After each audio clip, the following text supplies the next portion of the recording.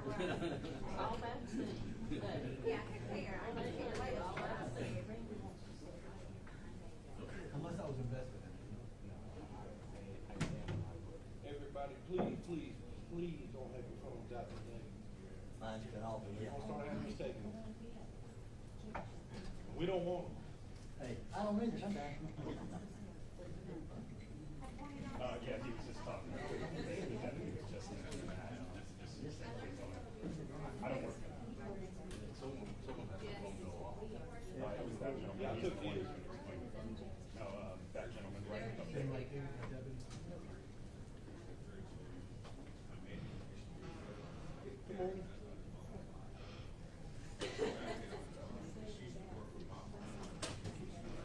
Leave the powers off and have it put away.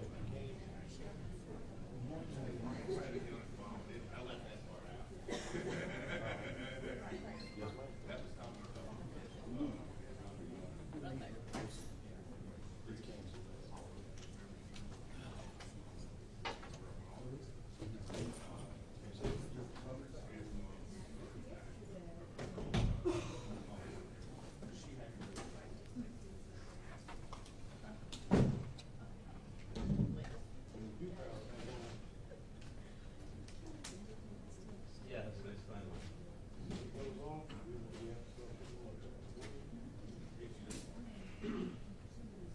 I do.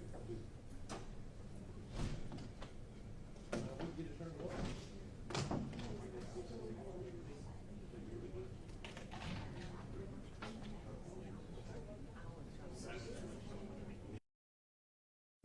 Times, thus it is 30 frames every second. That makes sense?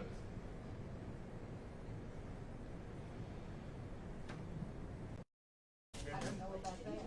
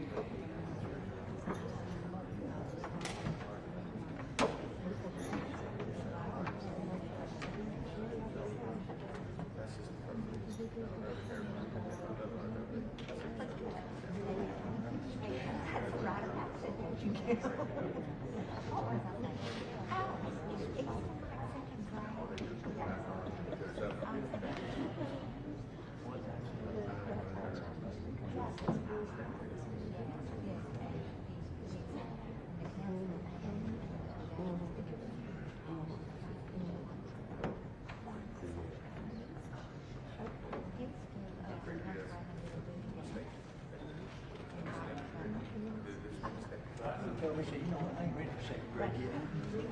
I'm not ready for this. I want to go back. What he said.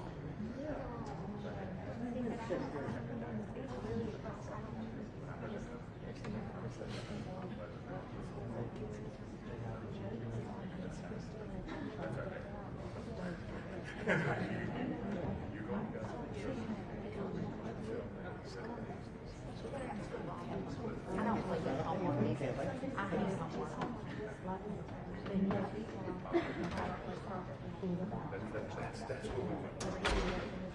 All right, your report is now in session. Judge Erica Castle. Morning, you can be seated. Yeah, okay.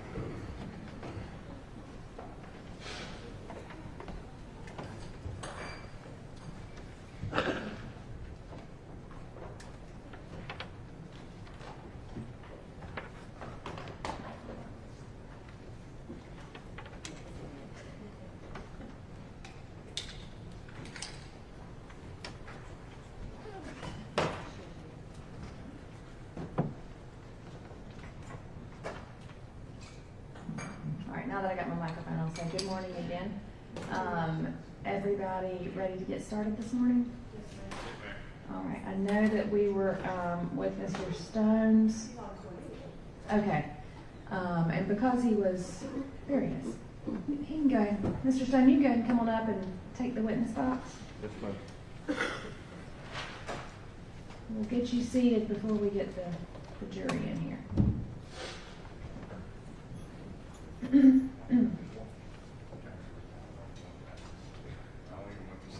One day. Mr. Fisher, Yes, sir. will you grab a couple bottles of water?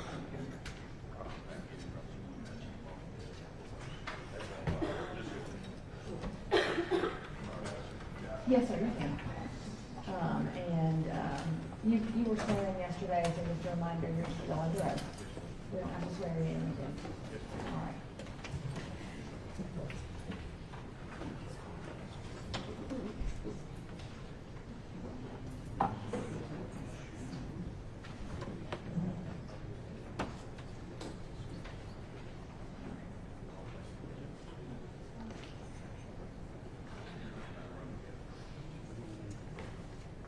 I know it's the morning, so if you need a minute to get organized, just let me know.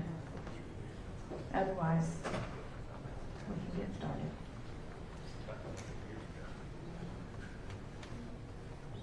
Ready?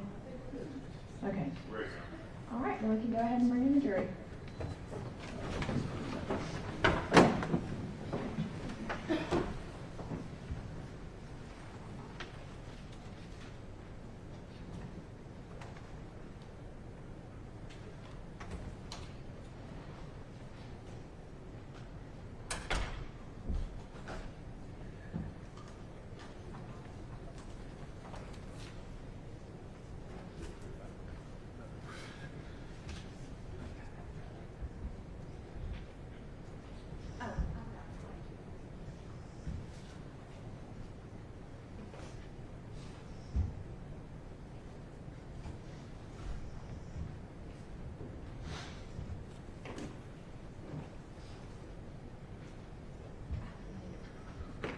All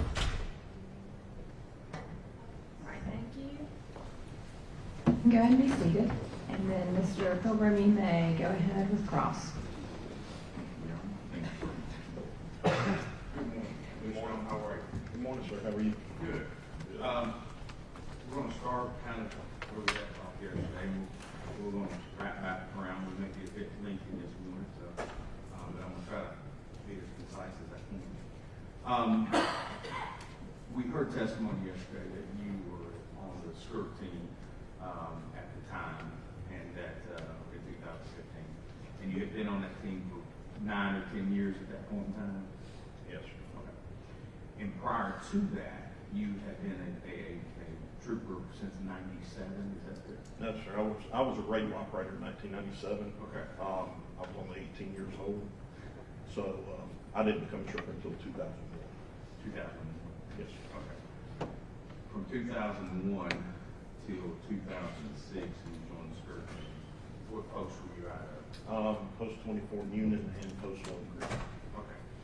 And while everyone's a state trooper, skirt team and regular guys, skirt team, you're not likely to be running radar or unless you're in extreme circumstances, but you're not out stopping traffic. Skirt team, you're there to reconstruct accidents. This is the primary focus. Primarily, yes, sir. We still do traffic enforcement when need be. Okay. But primarily when you're on the post, when you're at the post, and you're a slick sleeve trooper or you're corporal on patrol, your job is more traffic, working basic accidents. The skirt is where more serious accidents, and that's where you ended up working later. Yes, sir. Right. And there are specialized training down there. You testified yesterday too. I just want to remind the jury. There's specialized training that you go through, accident reconstruction classes. How many did you take at JIP school? Oh, sir, I would say at least 10. Okay. Yeah. And they're different levels, level 1, level 2, level 3, level 4. Yes. How many did you take level 8, 7? Where It only goes to level 5 in the state of Georgia, but there are additional classes that you can take. And those include physics and friction and those sort of things, correct? Correct. Okay. And so while they're not what you might expect at mandate, it's almost like you'd expect at a college math. Is that fair? Yes, sir, that's fair. Okay. All right. Now I'm going to kind of back you up a little bit. Now you testified yesterday that you had worked over 1,000 crashes. Was that as a skirt team member or as a total time in law enforcement? I would say total time from law enforcement until now. Sure. And then like everything else, there are ebbs and flows in that. Sometimes you have, particularly in Griffin, 75 and 85 run, during the holidays, during Christmas, there's more likely to be more crashes. Is that fair? It's fair that holiday periods are usually busier. Yeah. And then more cars, the more likely you are to have collisions. Is that fair? Yes, sir. Okay. All right.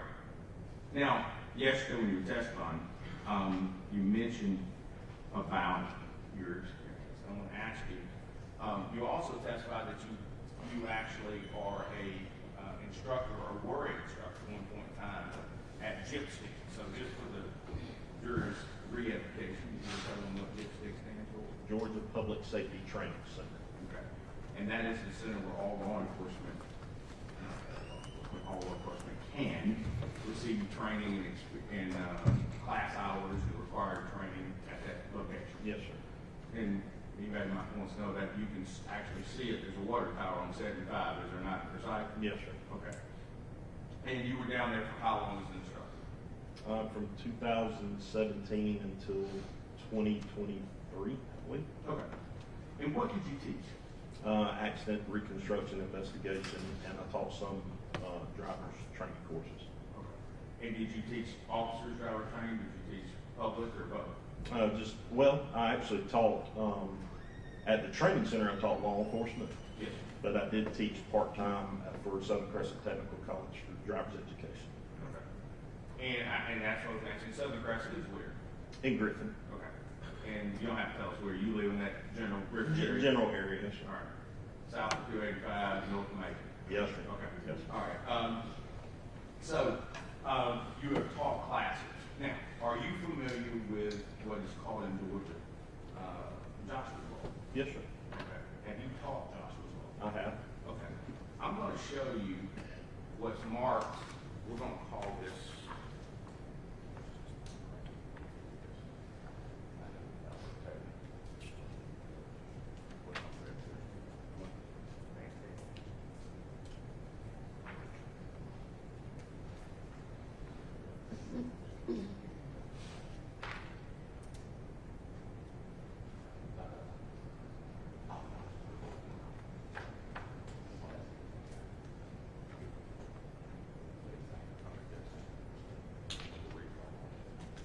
I'm going to show you what's marked as defense exhibit.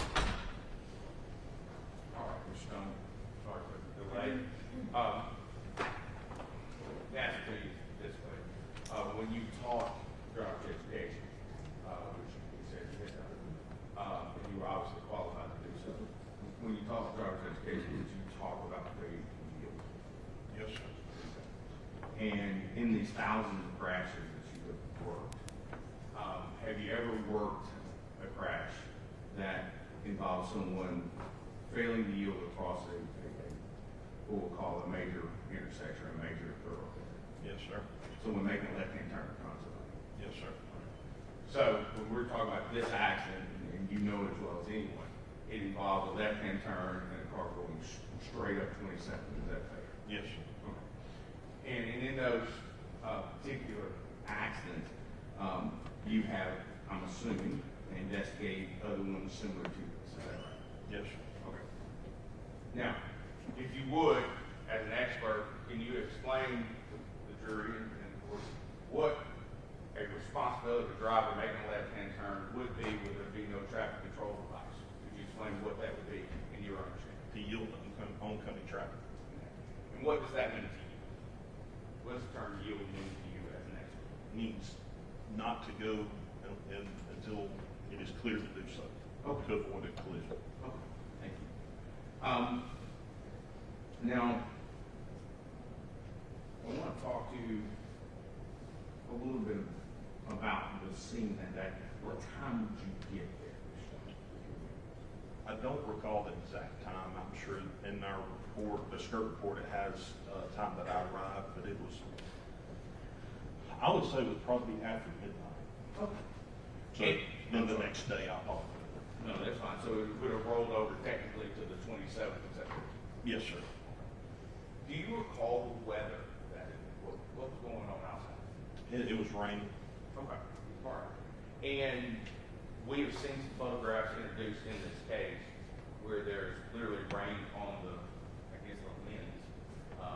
Do you remember how much rain it was? Do you recall anything other than rain? I mean, I drove from time living in Griffin area of 75 to 85 to 20.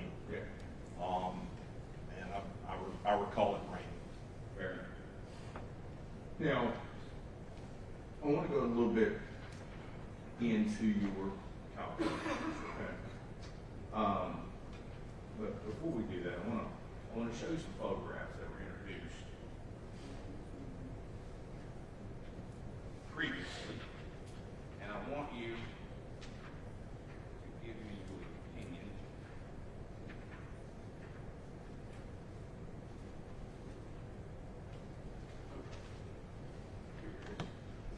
It's marked as Defense Exhibit 16 and 17. I want you to look at these and see if you recognize they've already been entered, but I want you to look at them. Yes, sir. Do you recognize those? Yes, sir. I don't know that I took the photographs. Okay. But you recognize them? Yes, sir. Okay. And in recognizing them, were they part of the skirt team investigation? I cannot say 100%, but I'd say yes, they were part of the investigation. I don't know if they were part of the case file. I assume they were. Understood. Okay. And if you would, in 16 and 17, can you tell me what it is you think you see? Photograph 16 is of a picture of the right passenger door of the Nissan, and it is open. And then 17 is a closer photograph of the door panel area to the right front passenger. Okay. I'm going to put these up to the jury. Mr. Bishop, you can tell me. I'm going to pop this a little bit. It should pop up on the screen. I hope it's not. I'm going to start with number 17 first. All right.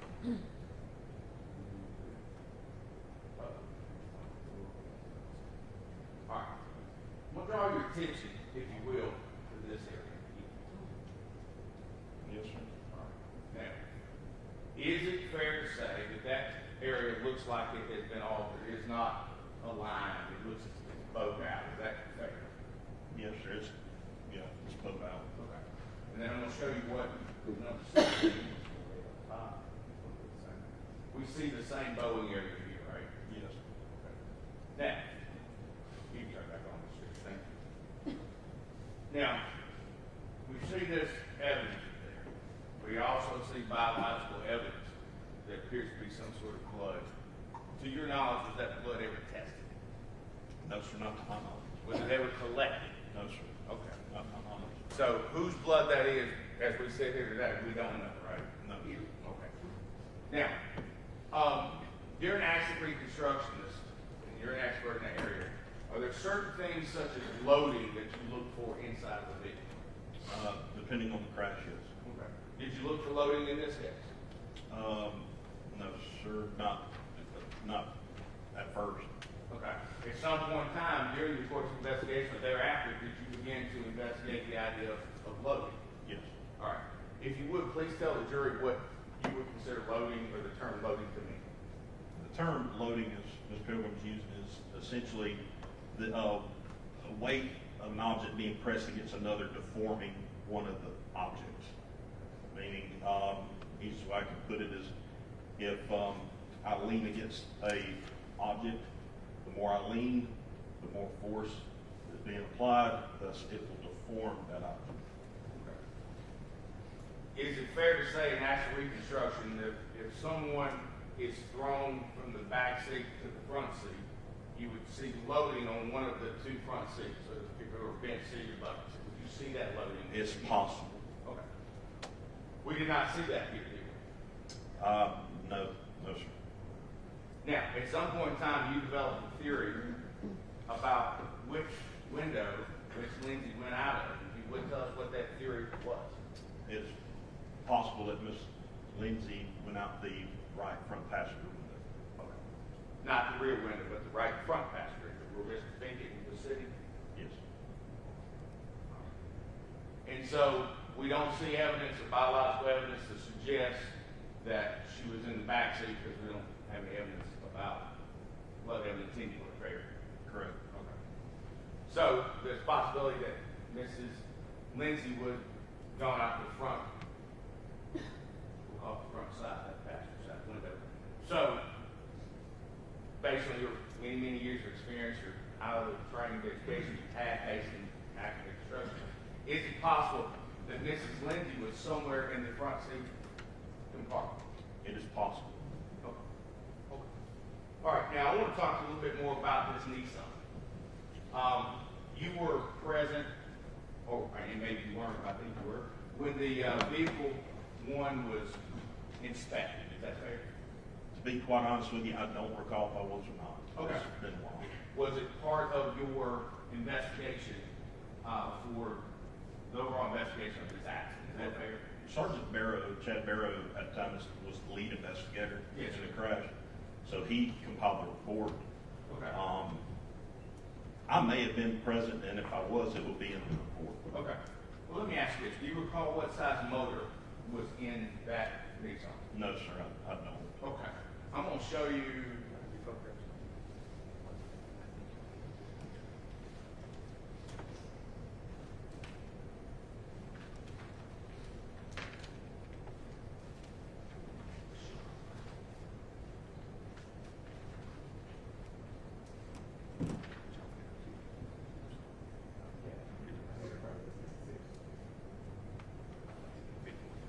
Okay. May I show you what's marked as State's Exhibit 51, which has already been tendered and it's in this binder. If you look at that statistically, does that help you know what size motor this vehicle had in it? No, this is a picture of the trunk. It does not tell me the size engine that's in If you look to the right of the trunk, just above the right tail light, does it indicate the liters of motor? If I had my glasses, I could. It's 1.8. Okay, very well. Sorry. That's okay. I have to have it. So, all right. You do not have to have. Me either. So, 1.8 liter. Now, in your experience in actual reconstruction, you do have to know something about motor vehicle performance, do you not? Yes, sir. A 1.8 liter vehicle would not be a high performance vehicle, would it? It could be, but unlikely that this vehicle was. Were you familiar with a 0 to 60 time, essentially, from manufacturer, what it would be? No, sir, I don't know the 0 to 60. I'm going to ask you this.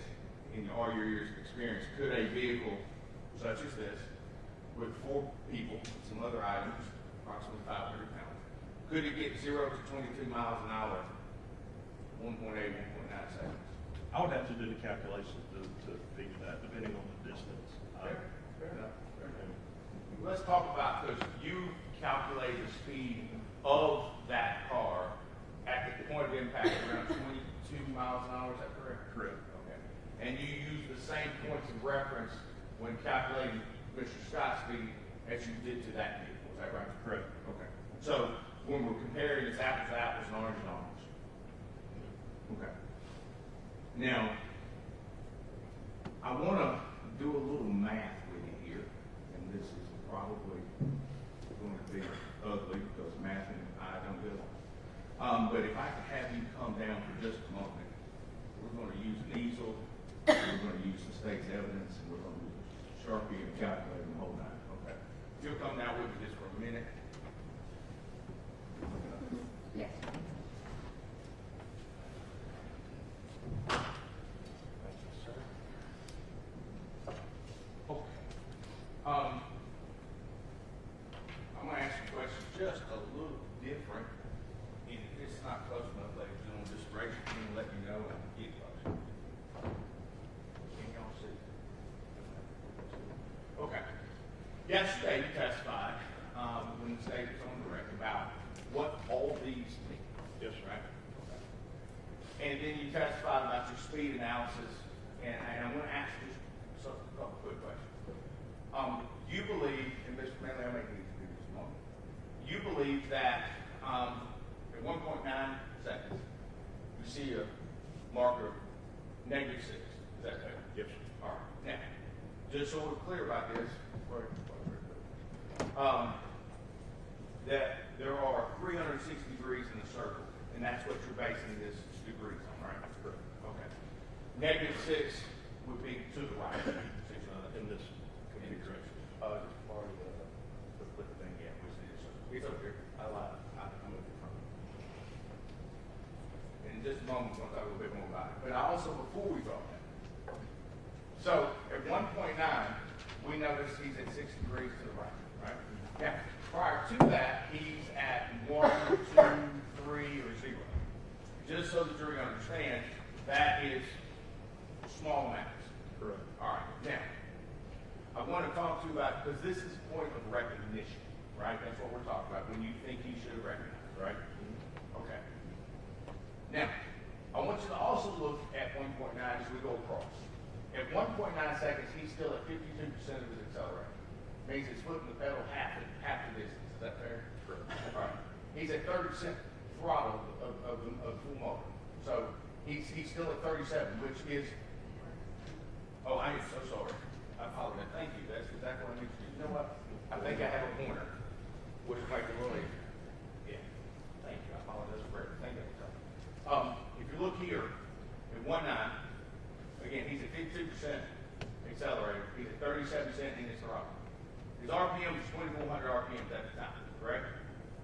Now, if you come forward 1.8, tenth of a second, what does the accelerator go down to? 0. So, would that tell you that he in fact took his foot off gas? Because it goes to 0, because he's not in the throttle. Also, if you notice here that his engine goes down to 18% full throttle. So, that means acceleration is stopped. He's reclining, right? His RPMs are at 2,200, right? Which is 200 less than the 2,400. And that's at 18. Could it be fair to say that his recognition point was actually 1.8 if you look at all the factors versus 1.9? I'm looking at just, Matt. Yeah, go ahead. To kind of argue. You pointed, I don't want to get anybody's way. No. I'm looking at the steering change, the beginning of the steering change, because I believe that to be the first reaction someone would have to something coming from their left side. Fair enough. Your hands are already on the steering wheel. So the first reaction is to shy away. Just as if I took this and was going to strike you, your first reaction would be to flinch that way. First reaction would be to the right. So that's why I'm going. But if you look at the totality of the circumstances, which is something you're trained to do as law enforcement, correct? We make the DUI stops otherwise. It's totality of circumstances. There are some other circumstances here that would indicate that actually at 18 degrees at 1.8 is when he realized. Is that fair? I believe he realized at 1.9, but now we're starting to see more reaction, things happening at the 1.9. Please, man, can I borrow you and your much better handwriting than I? You have a, just give me a circle, please. You have our, straight. Yeah, I got you. Just make sure I do.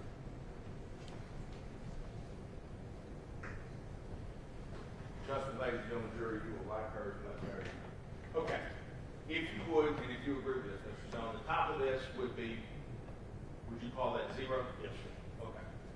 And probably the best way to do this, and this is the simulated steering wheel. Is that a fair representation? Yes. Okay. If you would, put a line straight through and straight down. Bisected both directions.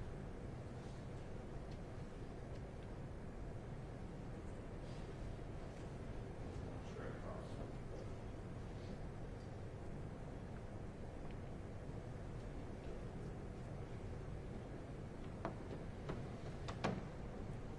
Okay. Now, this would be -90. Is that fair? Yes. That's right. If you put -90 on Now, can I stop you? there. Sure. A steering wheel will turn more than one revolution. It will. Okay, before the wheels lock left to right. Yes, sir. Normal vehicles I know will turn about 2.5 rotations before the tire gets to lock. Yeah. Where the percentages Mm-hmm. of the turning in that in the CDR, I am not 100% sure that is going to indicate 360 is just one rotation. If that makes sense. I understand, but the number that you used was -6, Yeah. -18, and so on. All right, so if you'll do me a favor, will you bisect that in half? Cut that pie in half for me. So theoretically, if you cut this pie in half, you're at 45 degrees. Is that fair? Half an hour. All right. And then cut that pie in half for me, if you will, as well.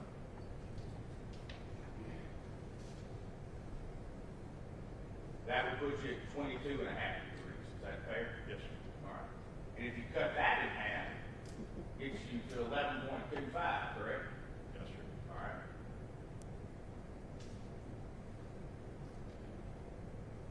And if you were to cut that in half, it gets us down below 5. It gets 5 something. 5.75, I think. Okay. Now. All right. Now, if you look at this,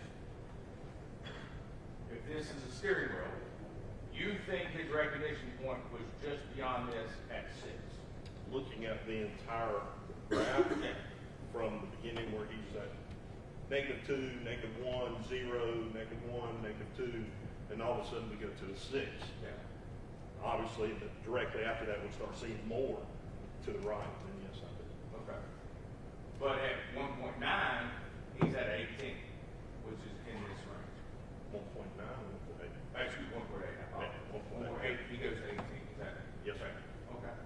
All right. Now we're going to do a little bit more math. All right. Do you recall your speed analysis report? Okay. And I'm sure you use this a lot more than most people in life do. But there is a formula, and you testified yesterday to it. What the formula is that you use to use speed. Do you know that? Yes, sir. And it is S, which is speed, to the square root of 30-V - A exponent of F, or a variable of F. F being Drag factor. Okay. We'll put one on one side, one on the other.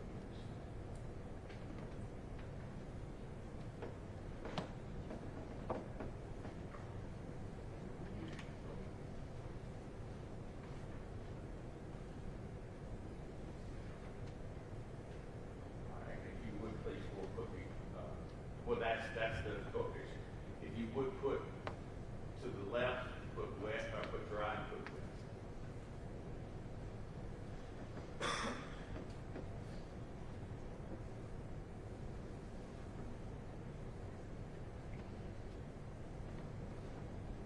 All right. Now, testified earlier that you inputted based on the frames per second. We're not going to go all the way through that today, but that the frames per second, you figured out how far it was going per second, and that got your velocity. We ended up with the distance value. That's the D, right? And the distance value you had was 156.170. Is that correct? All right, we'll start that part of the calculation.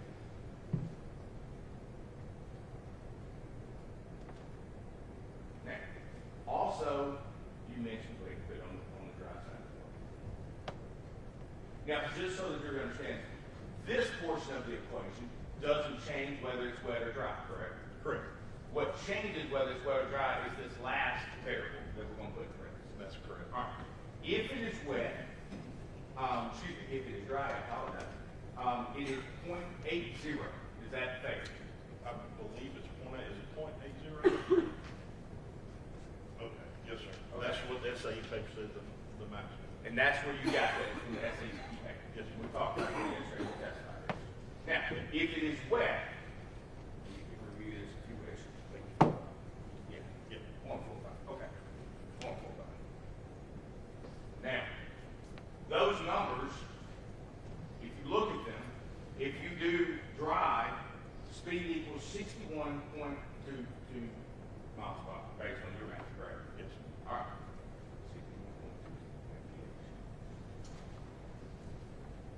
61.22. And if we do dry, it's 45.9 mil. 45.9. Now, these are just numbers on the page, and you can help us here. These numbers mean that this is the speed that, regardless of, in this case, it's Trooper Scott, but his vehicle would have been traveling this amount to stop before the collision. Is that fair? What these mean is, I'll start up here. Yeah. 45 mile per hour, that if a car skidded 156 feet on a surface that has a 0.45 coefficient of friction or drag factor, he would be going 45 miles per hour.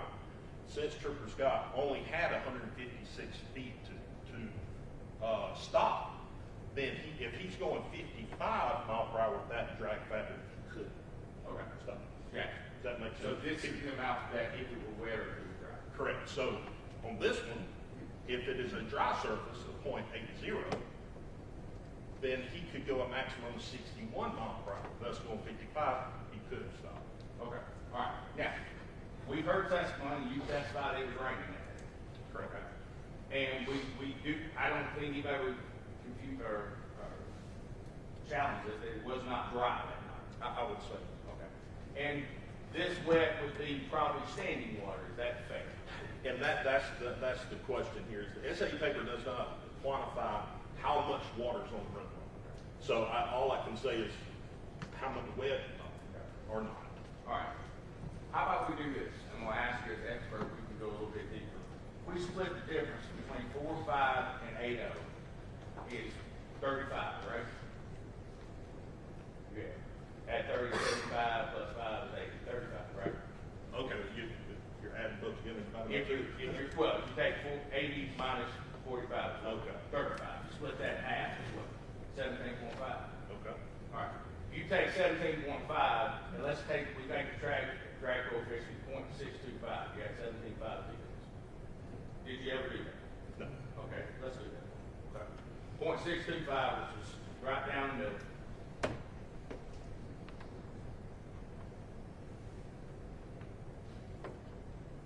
we have 30 times the distance times, we're going to call it 0.625. And that number is going to result in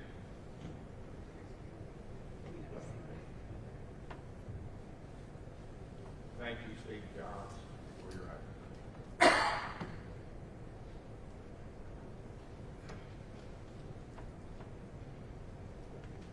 So what number does that result in based on our calculation? 54 mile per hour. 54 or something. 54.11.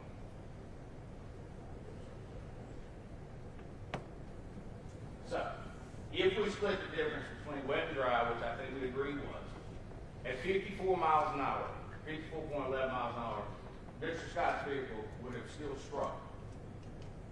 At 54 mile per hour. So what this is saying, if in a hypothetical, if a vehicle slammed on brakes and skidded for 156 feet on a surface that has a value of 0.625 drag factor, then he would be going 54 mile per hour. So applying this to Mr. Scott's case, if he's going 54 mile per hour or 54.11 mile per hour, he would stop. Prior to the crash, if he's going 55, Thank you very much, sir. Thank you very much. Thank you, Mr. Miller. Your assistance.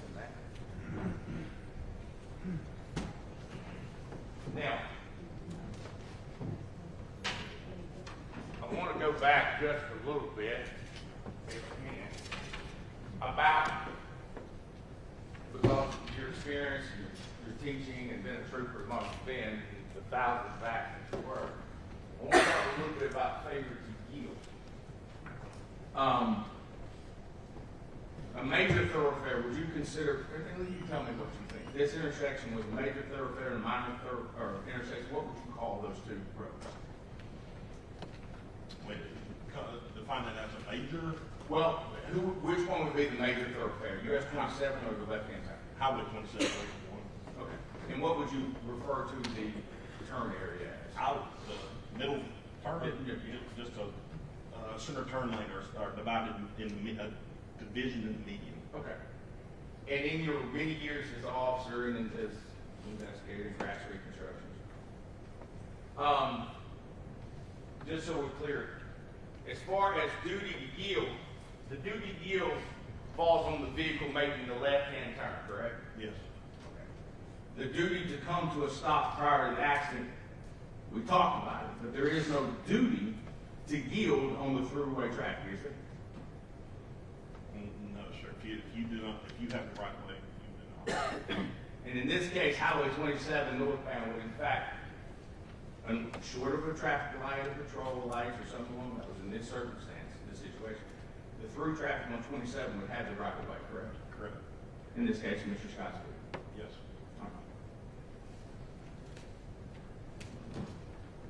Mr. Strong, that's all I have. Thank you very much. Thank you, sir.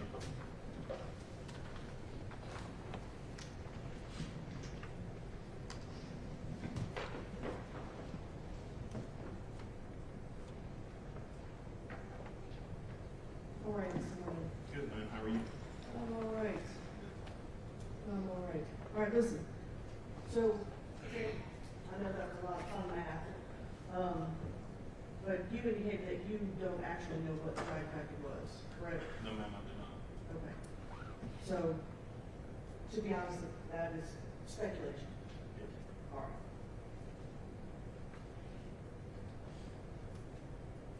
Now, you guys discussed loading? Yes. Okay, so explain to the jury, because I don't know that everybody always understands, what happens to the people inside a car when they're struck or maybe strike something else? What happens to those bodies? Well, you have something called inertia.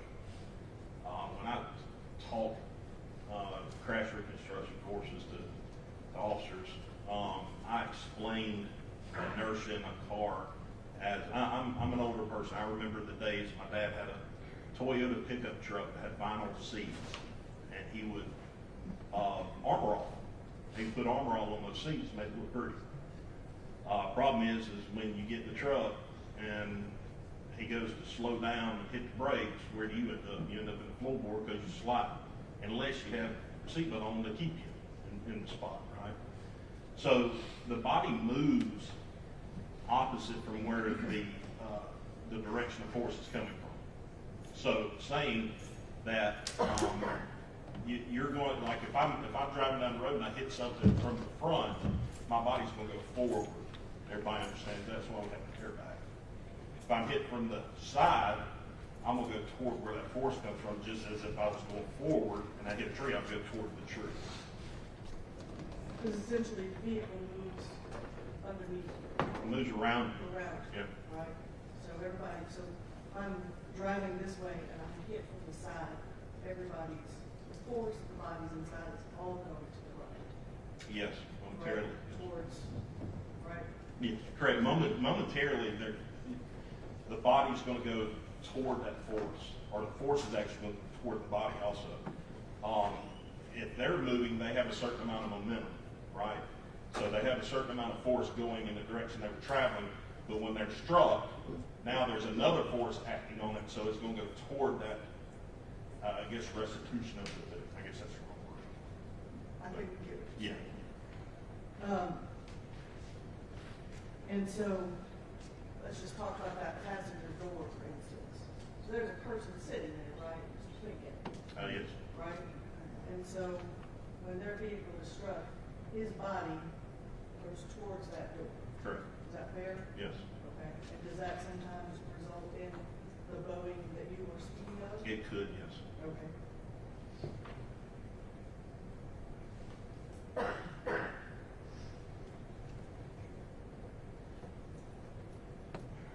And let me go back to something that somebody mentioned earlier. There was a mention of that there was a BP video gathered. Have you actually watched that BP video? I actually, I saw it, I'm sure I saw it at the time of the collision, or time of the investigation.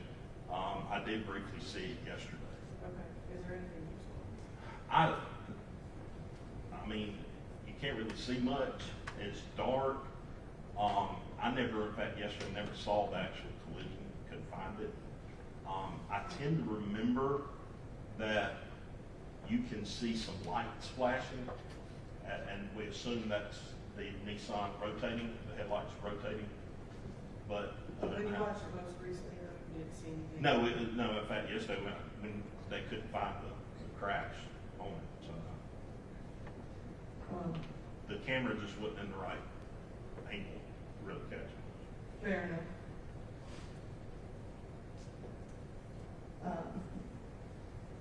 So you said, when you were speaking with defense counsel, that it's possible that Kylie was in the front seat?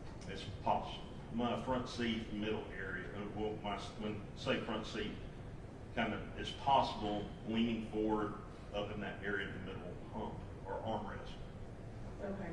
And originally, in the report, it indicates that she was ejected from one of the rear windows. Okay. That might have been the original report. Okay. So when did this new theory come out? Probably 2 months after the report was finished. What? It might have been longer than that. I don't recall. It was after the report was finished. Okay.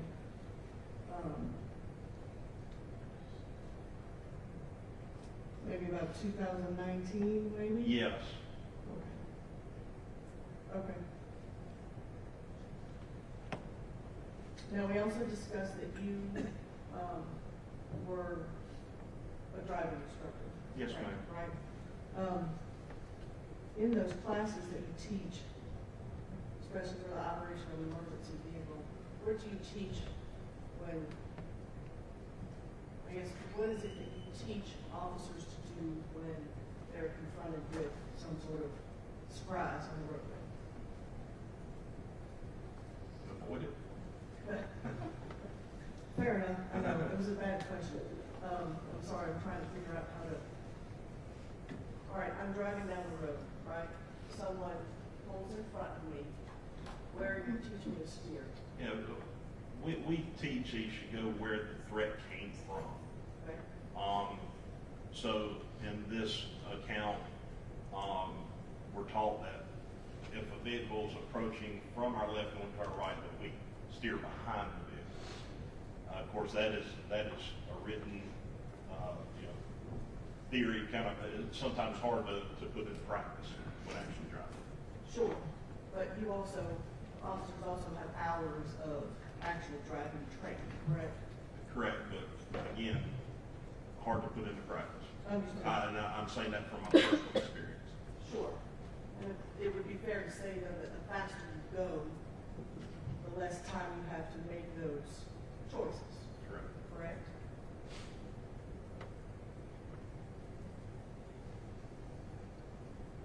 And because the defendant went to the right first, instead of to the left, or even, let me ask you this, if he had stayed in his lane, the left-hand lane, would he have cleared the speed? It appears that way from the video. It appears that the Nissan cleared that left lane prior to the patrol car getting to the area where the Nissan is. So staying in the left lane, we wouldn't be here. Yes, sir.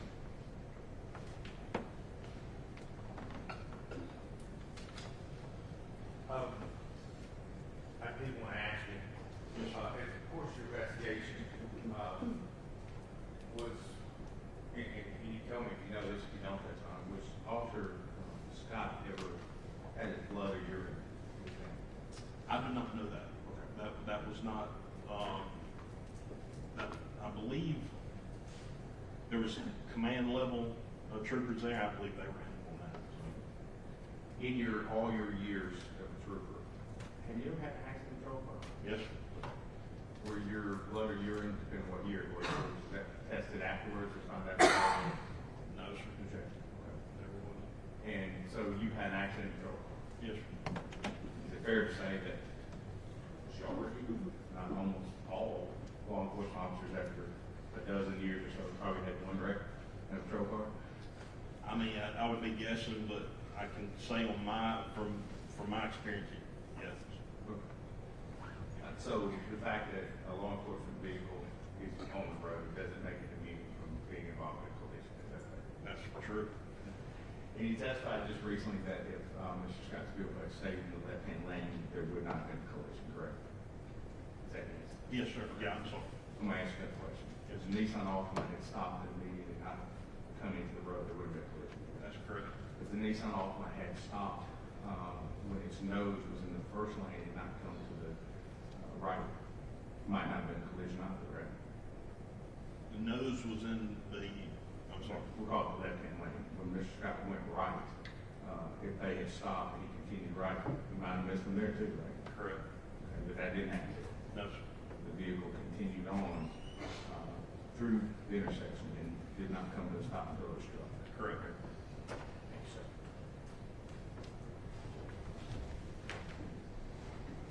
Just have some more questions. We saw on the dash, or one of the dash cam videos that fire EMS used the jaws of life on the vehicle at some point. On the Nissan? On the Nissan, on that passenger side. Very possible. I was not there when that was. No, I didn't mean for you to know the answer to Oh, that. okay. You've already seen that in evidence. I'm sorry. Is that something that would also have an impact on the structure of those doors? Yes, but usually it's pretty evident when they use jaws of life where they used it at. Okay. Thank you. Just follow up on that, I'm sorry, I'll make this very quick. When you use the jaws of life, aren't they generally used in your experience? Either an A pillar, B pillar, and they're attempted to actually spread the door open to get someone out. And I've never been a fireman. I've never done that. I've seen it done, but from what I've seen is usually it's done around the B pillar, and that's what they call spreader. The jaws of life actually cuts metal, and usually that's done around what they call the nader bolt, which is what holds the door closed. So, and just so we're clear with the jury, when we're talking about the A pillar, B pillar, A pillar is the pillar in front of either passenger or driver, between them and the windshield to the right. the way I explain it is the post that holds the roof up. So it goes from the hood all the way to that's the A pillar. B pillar would be right next to your shoulder where your seatbelt comes out. C pillar, if you got an SUV, you may have D. You know, it depends on the car. And you mentioned the bolt cut. The bolt cut is where the door hinges at the taxi frame. And I think it's called the neighbor bolt. Yes, that's where you can see it hanging out when you open up the door. That's where the latch to the door, when you shut it, it actually latches around. And they actually cut that, take the door off most times. Yeah, and the hinges. Thank you, sir. Thanks for making it clear. Any further questions? No, All right, any objection to Mr. Stone being released? no. I'm not going to finish. All right. Thank you, Mr. Stone, you may be excused. You're welcome to stay if you would like. Thank you. Have a good day. The state can call its next witness. Thank you, Your Honor. We're going to call Dr. Matthew Wheatley.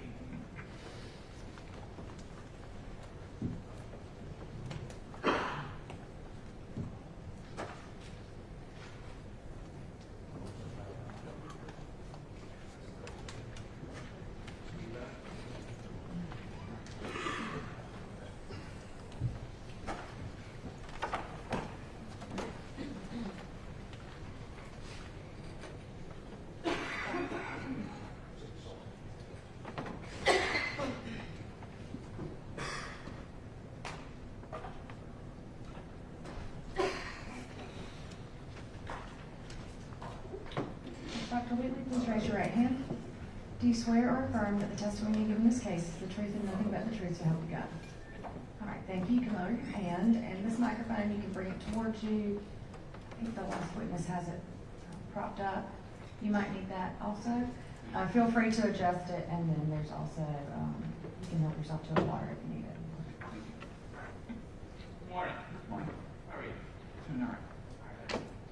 I want to talk a little about it. Okay. All right, introduce yourself to the jury, please. My name is Matthew Wheatley. I'm an emergency physician. I work at Grady Hospital in Atlanta. Thank you. Your Honor, I am going to just go ahead and tender the states 79 and 80 of the medical records. This is stipulated to prior trial. No objection, 7980. All right, 70 and 80 are admitted, but Oh, certainly. I'm not sure what Tom said. They're not in front of us. It's a little. All right. Just let me know if you can't hear me, I guess. Okay. We're turning it up. All right. A little loud. Okay. Thank you. Permission to first witness, Your Honor? Yes, sir. Thank you. All right, Doctor, I'm just going to put you here. You might need to refer to it. Okay. As you just heard, that's 79 and 80. Medical records of Mr. Finkel's Wall. Okay. All right. I know you stated you are currently attending physician at Grady. Yes. What do you do there? I'm an emergency physician, so I work in the emergency department and also in the trauma center at Grady. All right, how long have you done that? I'm in my 20th year now. Okay. And your doctor, where'd you go to medical school? Wayne State University, All right, where's that? Detroit. And after you went to medical school, did you intern or you resident anywhere? I did residency at Emory, so I was down at Grady and at Emory for residency. That was from 2003 to 2006. All right.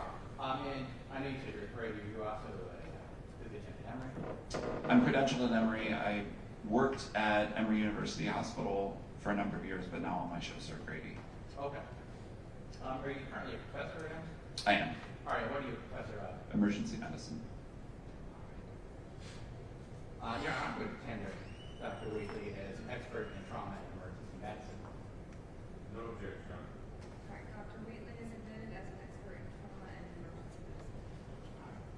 Now, Dr. Wheatley, were you working in the emergency room the evening of September 26th, maybe into the morning of the 27th, 2015? I was, yeah. All right. And just generally speaking, what were you doing with that? I don't have a lot of memories of that night, but I was working in the trauma center as an attendant that night. And let me rephrase that. Generally, when you're working in the ER as an attendant physician, what? I'm seeing patients that come in and or supervising residents who are seeing patients. Okay. And as an ER doctor, just, they bring people to you and you respond? Correct, yes. At some point, did you treat Mr. Benjamin Finken? Yes. Oh.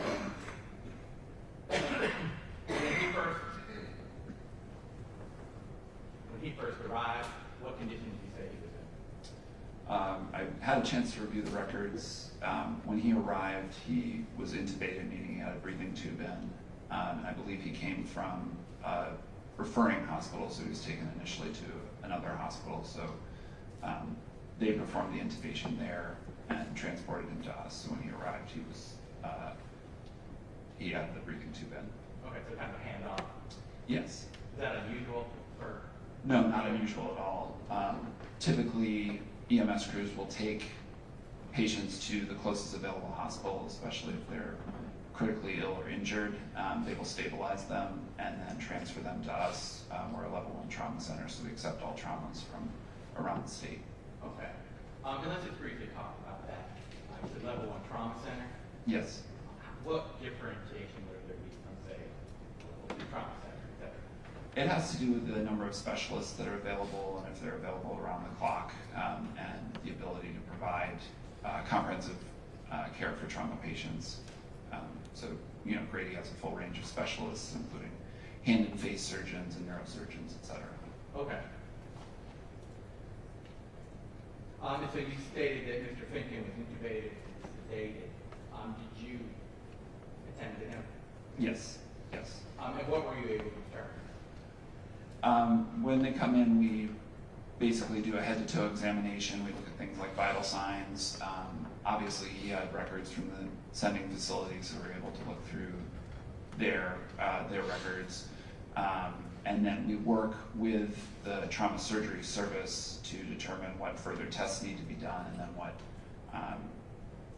what needs to happen. So based on my records, he was sedated and intubated, so there was some concern for a head injury. I believe the sending facility had done a head CAT scan, which was negative, so I think we elected to repeat that just to make sure there was no bleeding in the brain or anything like that, and we got our neurosurgeons involved. So I think initially when he came in, our goal was mostly to stabilize him, make sure he was stable, and then involve various consultants to kind of dictate care from there. At some point, were you able to determine that he had TBI?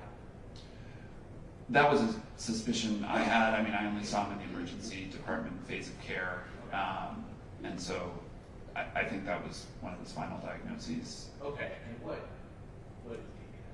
So TBI is kind of a broad term for essentially a head injury, so it means traumatic brain injury. So it can go from a very kind of simple minor concussion to very severe brain injuries involving intracranial bleeding and can lead to a lot of disability down the road.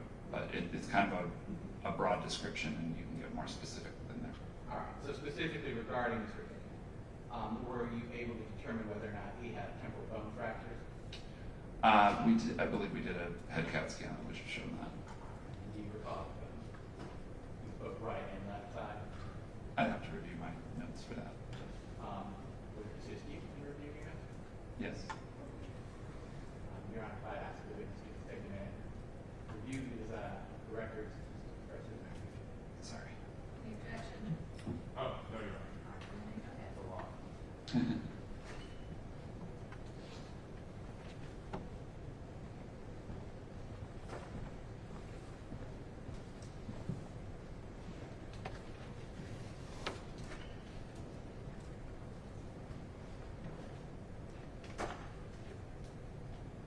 So from Mr. Finken, it looks like our head CT imaging showed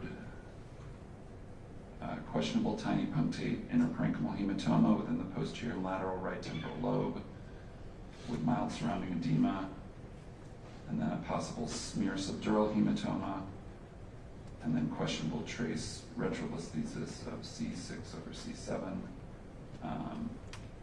and then another finding in the cervical spine here.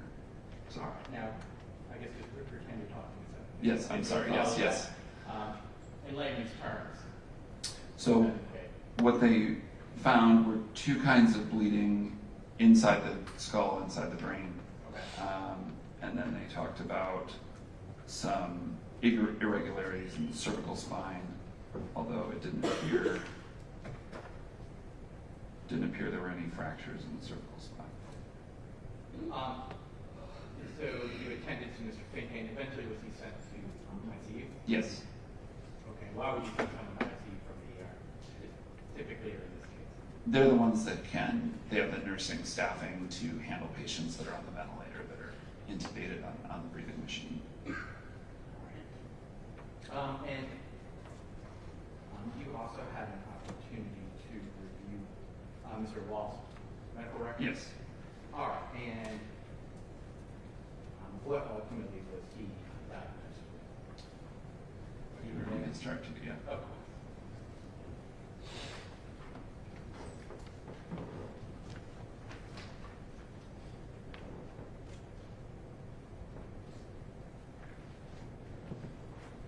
So Mr. Walls was diagnosed with a left and right temporal bone fracture and also had an intracranial hemorrhage. Okay. So both Mr. Finken and Mr. Wall had, broadly speaking, head injuries. Yes. As an expert, and I've been working in here for a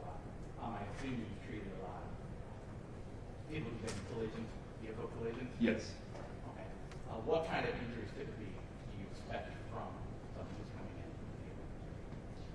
We can expect anything depending on the vehicle injury, so anything from head or neck injuries to chest, abdomen, pelvis injuries, long bone fractures. So, I mean, really, there can be a lot of force with motor vehicle collisions. So we screen for and can expect many types of injuries. And specifically, the injuries that were observed, Mr. Finken and Mr. Walsh, would those be consistent with injuries that you would expect to see from a severe collision? Yes.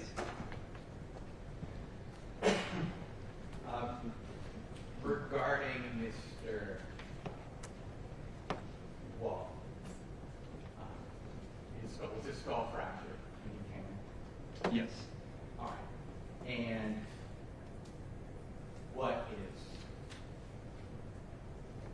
a skull fracture? Skull fracture is a break in one of the bones of the skull. So you have a bunch of different bones in the skull that are kind of knitted together, and so just a break in one of those is considered a skull fracture. Okay. And as an ER doctor, how seriously do you have to treat someone who comes in with those kind of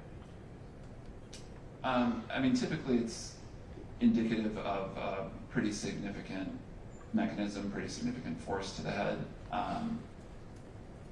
You can have skull fractures that are isolated, or you can have skull fractures that are associated with injuries to, the brain or tissues underneath the skull. Typically, when we find those, we'll get our consultants involved for further management or treatment. Sometimes they need an operation, sometimes they just need observation. Now, regarding someone with a skull fracture, is it uncommon for someone who suffers that kind of injury to be vomiting? Not uncommon at all. What about English-oriented? Yeah, not uncommon at all. It's pretty typical. Okay. Or memory loss. Yeah.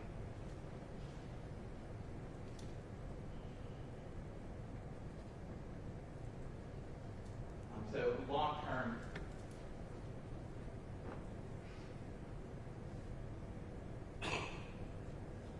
could long-term loss of hearing be associated with a fractured skull injury? Specifically the temporal bone fractures, just because that's where the ear canal goes, so fractures through there. Just to be clear, those are right here. Yeah, right kind of above the ears. So fractures through those areas, we're always concerned about damage to the nerve or the structures in the inner ear. Okay. Now regarding Mr. Finken,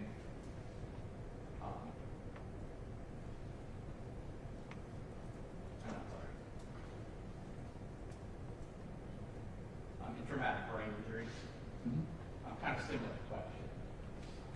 How serious is that kind of injury as an ER doctor? Is it something that you have to that question? When someone comes in and you determine they have a traumatic brain injury, how serious an injury is that? I think it really depends on how they're presenting. So patients that come in and report a head injury but are able to talk to you and walk around and do, follow commands and have a normal neurologic exam, strength and sensation. Sometimes those are important to note, and you can give them instructions. They don't necessarily need to stay in the hospital, but you can give them instructions that you may have some persistent headaches or confusion. You may need to go see a specialist that deals with traumatic brain injuries. Patients that come in that are confused or comatose or obtunded, obviously those are considered more serious, and those ones need kind of a longer period of observation or other tests, to determine the kind of extent and where they will need to go. So it's kind of a spectrum.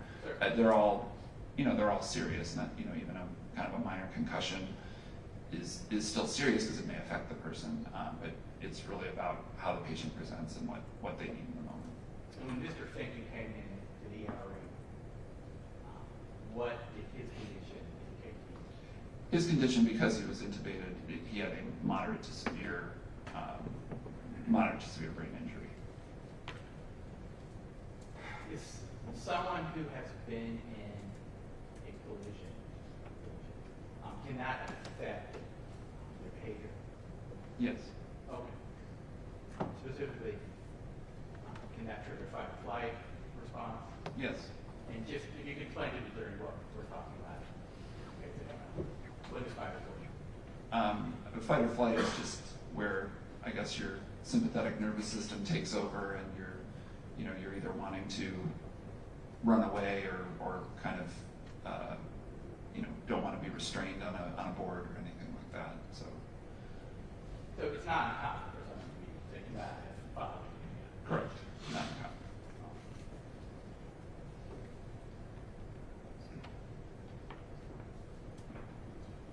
All right, thank you.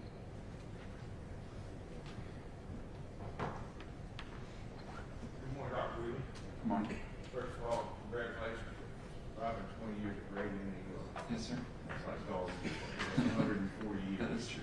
Now you also now are you not a professor at Emory as well? Yes, sir. Okay. You're teaching other young doctors medicine. Yes, sir. Okay. I want to ask a few questions, and I want to have you reference. Are we ready for that? All right. I'm going to use some technology. Again, shocking and scary.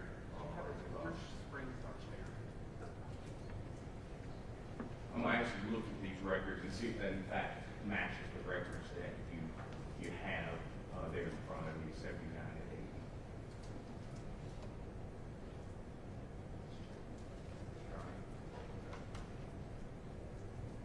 Sorry. Did I see what you did? We could use the little, I think here.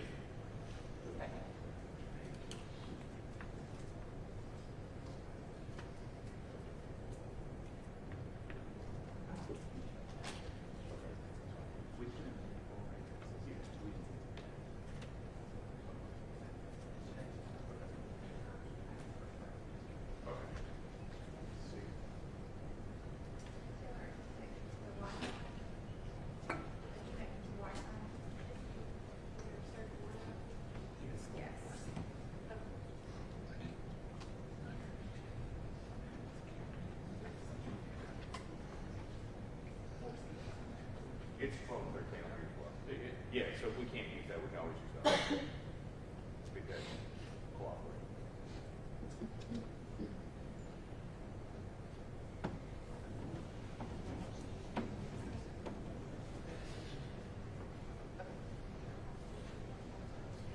Is that gonna work, maybe? It's gonna work, we're just switching it up.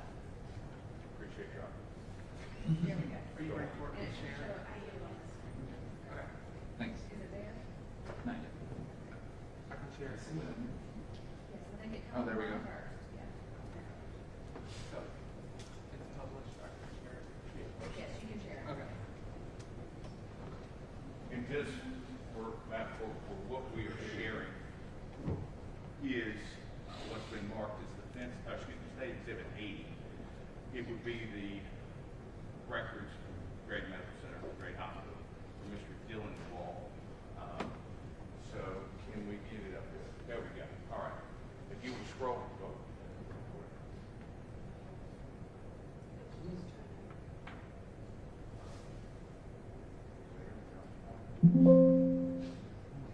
Okay. You'll scroll to the bottom. Does that appear to be page 12? Yes. Okay. If you look at take exhibit A and make sure we're doing, say, singing from the same camera. Yes. Okay. That is just a digital image of what you have, correct? Yes. Okay. Now I want to ask you about Mr. Wall and about his medical records. Is it common for you as an emergency room doctor to, not personally, but to have the blood of a patient comes in and take it? Yes. Okay. And what would that purpose be? Why would you need to know what's in somebody's blood? I mean, various answers to that, I guess. I mean, for a trauma patient specifically, if they need to go to surgery, we obviously need to know their blood type.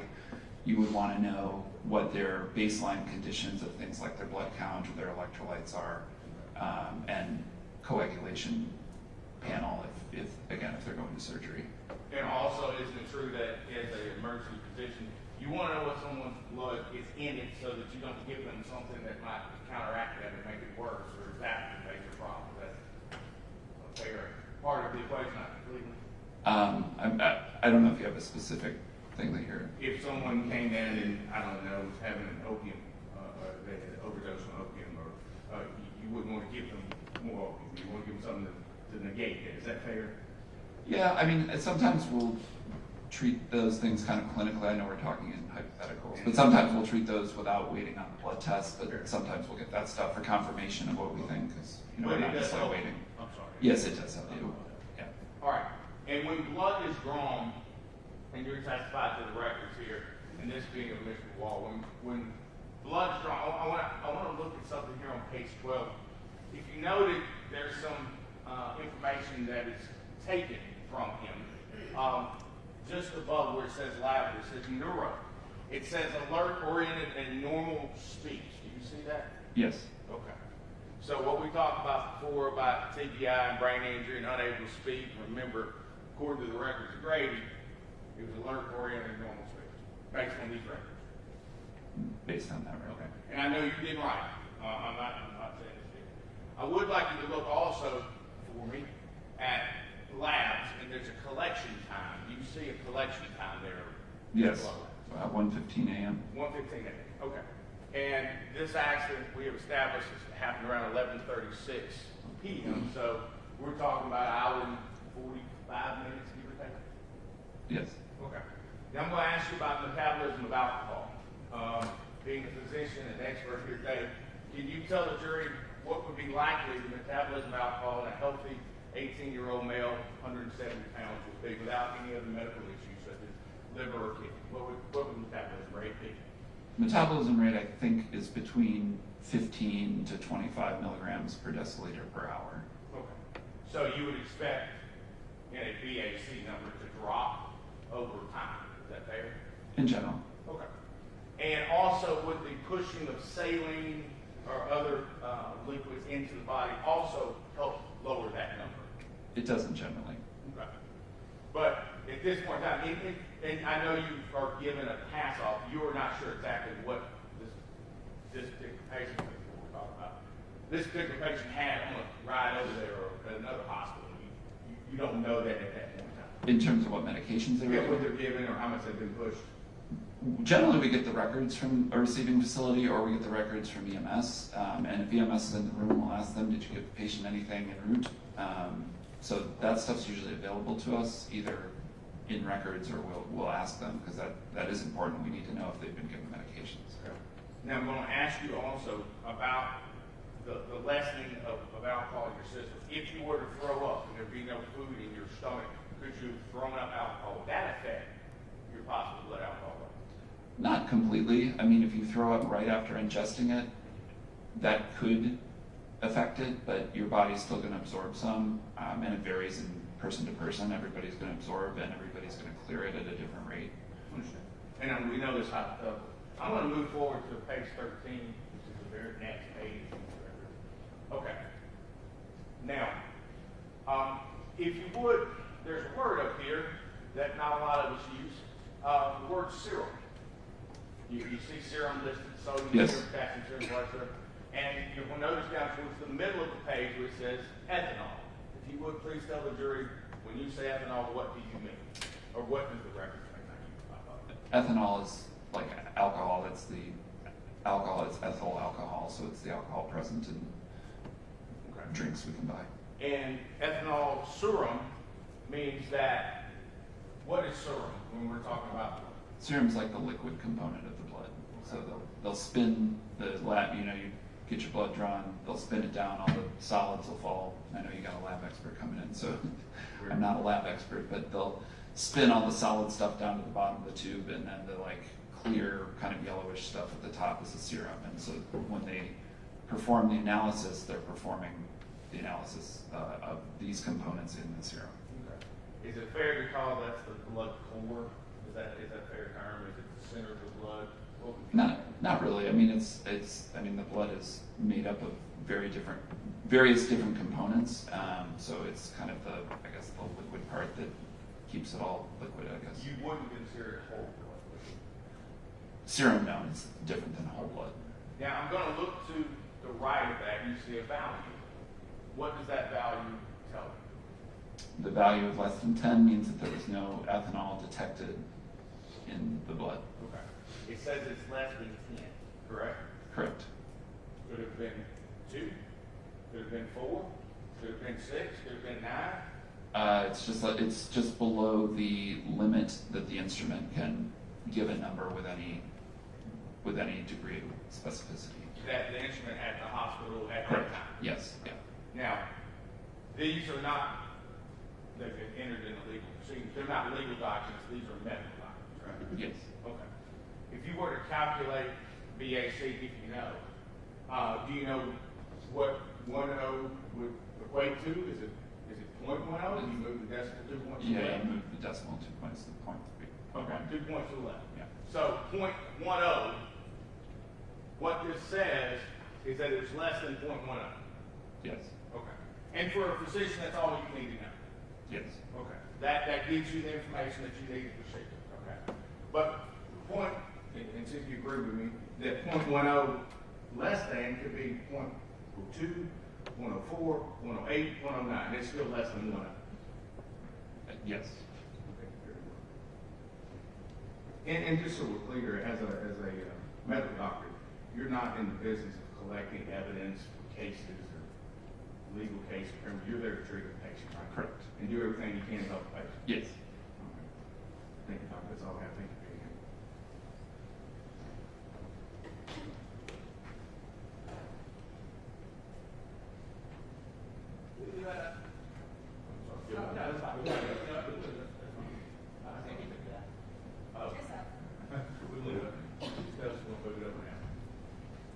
I'm sorry.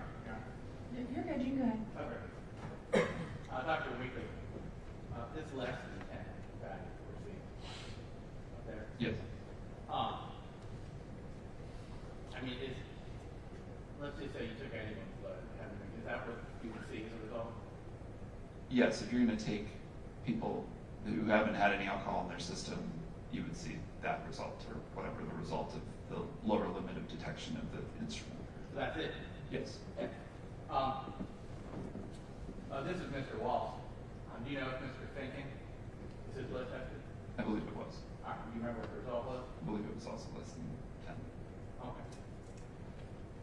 And you had stated, and just broadly speaking, when we generally expect to see blood alcohol level reduce after consumption, but there is a portion where if you drink it, it's not immediately absorbed into your blood, so you actually see an increase kind of over time. I think that depends on how much is consumed and probably the individual as well, that they'll absorb a certain amount, and what is consumed as well. Okay. So the rate at which it rises in the blood is going to vary. And I think the question was asked you directly, is it possible for someone to consume alcohol for a you said Not likely. not likely. And you're familiar, I assume, with Zofran? Yes. That's an anti-nausea drug? Yes. And that would keep you from throwing. Yes. It treats nausea and vomiting. Thank you. Yeah. Nothing further. Thank you, doctor. Any Action objection? to Dr. Wheatley being excused. No, you're not. No, Your Honor. All right, thank you, Dr. Wheatley. You're excused. Have a good day. Your Honor, may I make a request? Yes. Yes. Yes. Thank you. I will agree. I will second. It is 10:32. Let's just take 10 minutes. 5 minutes goes a lot faster than you think when you're trying to get in and out of here and take a break. All right, so if the bailiff can take the jury, we'll come back at approximately 10:45.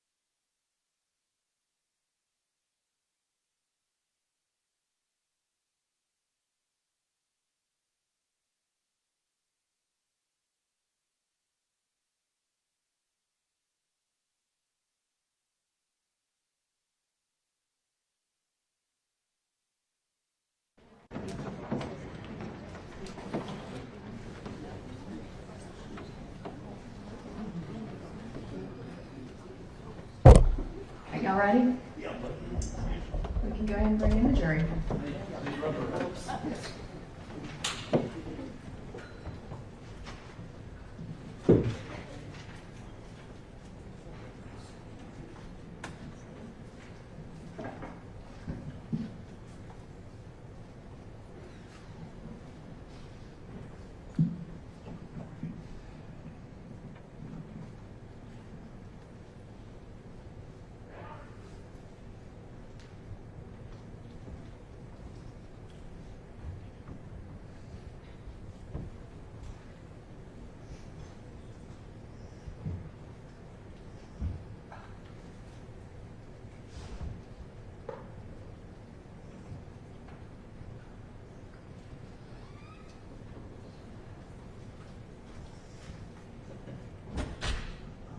All right, you can be seated and the state can call its next witness.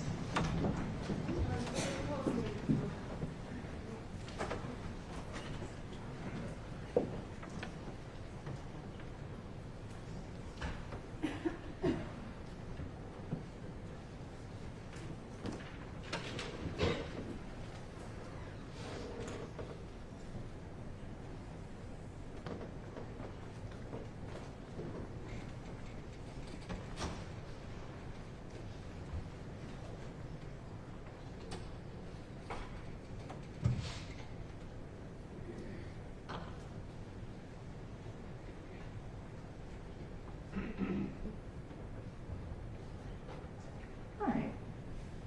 Is it Cook? Over here, to your right. Hi, how are you? Is it? Yes, sir, I understand.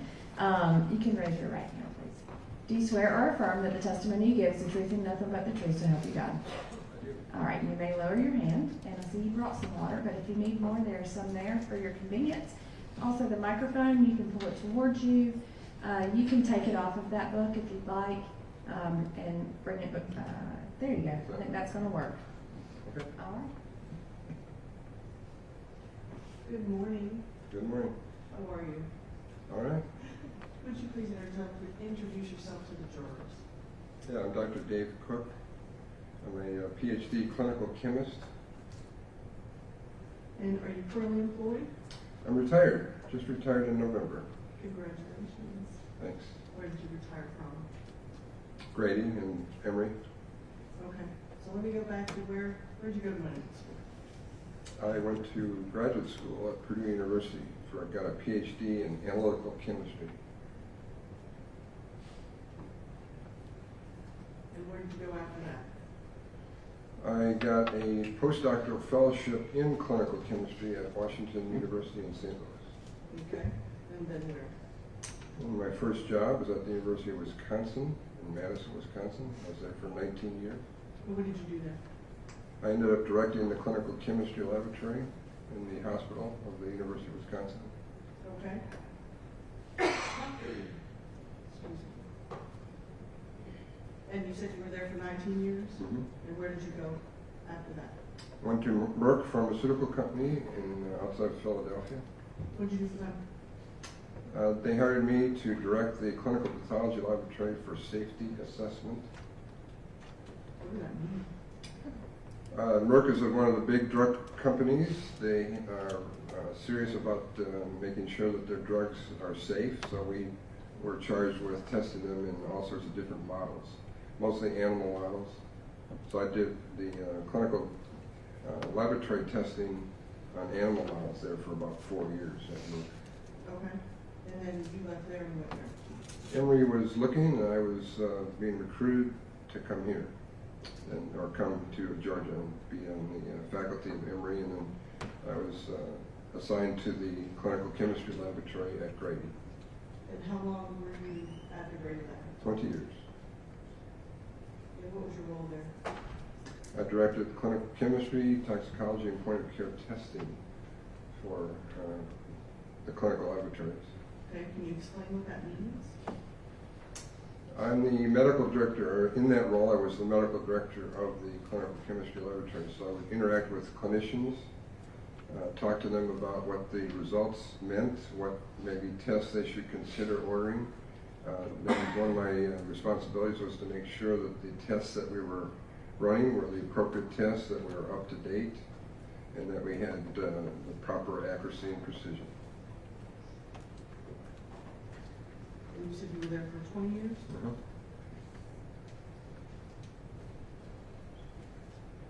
During this time, I would tender Dr. Cook as an expert in clinical and analytical history.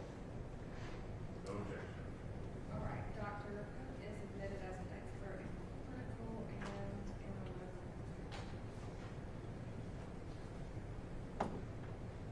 Now, when a patient comes to Grady, does someone take their blood? If a test has been ordered, a blood test, yes.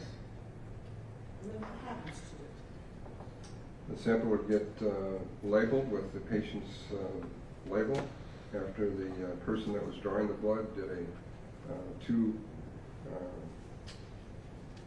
two-level check of the patient's name and other identifiers, and then would label that tube of blood.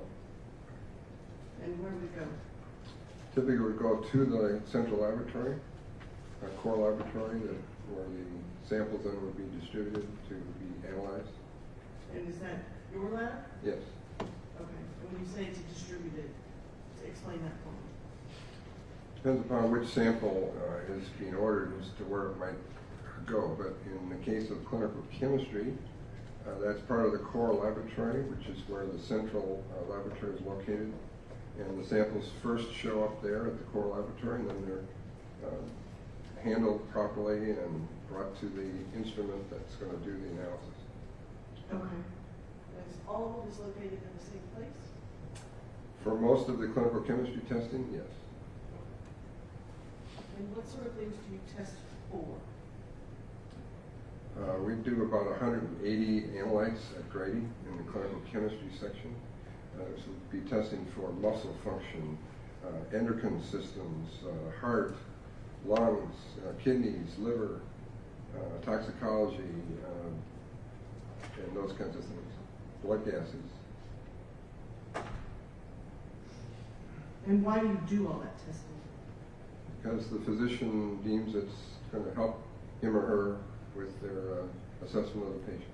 Right, because it's important to know what's either in them or what's going on. Right. The laboratory tests give the doctors a objective picture of what's going on in the patient. When the doctors assess the patient, they're using basically subjective measures. They try to be as objective as they can. But the laboratory results give them that increased objectivity. And so do you test for, say, drugs of abuse, like cocaine and methamphetamine? If the doctor orders them, yes. Okay, and how about alcohol? Yes.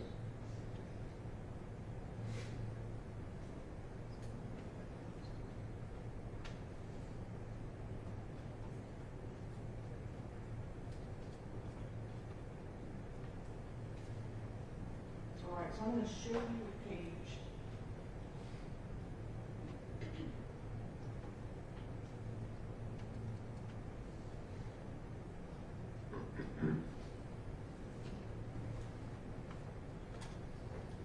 But what's already been marked as states 80, if you'd rather see it here, I'll put it on the screens for everybody. If you'd rather look at the physical copy, I have that as well.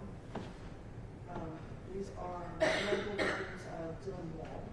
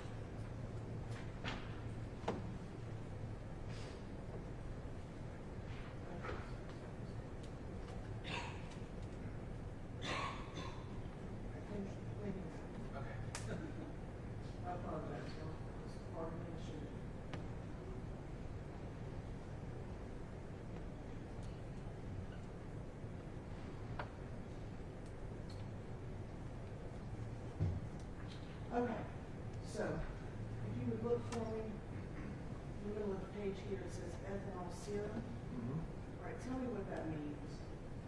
This is page 37 of the exhibit. What does ethanol-serum mean? Yes, what does that mean? We measure the ethanol at the clinical chemistry laboratory in the serum. Blood is composed of several different components. If you allow the blood to clot, and then you harvest the remaining liquid from after centrifugation, you generate serum, or you harvest the serum. And that's, most of our tests are done on the serum in the clinical chemistry laboratory. Okay. If you inhibit the clot, but then you also harvest the liquid from these cells, then you get the plasma. But what it means here is that the method was used on serum. All right, and what does ethanol refer to? It's also known as alcohol. And in this case, we obviously mean alcohol is drink, correct? Yes.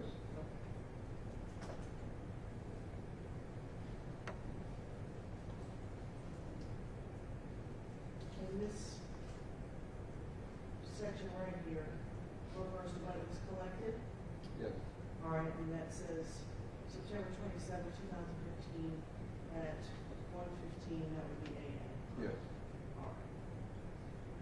Now, I want you to walk me through this right here. The value that says less than 10. What does that mean? That's the limit of detection for our assay. If it's greater than that, we would report a number. If it's less than that, we just simply report less than 10. Okay, and it's less than 10 what? That is milligrams per deciliter.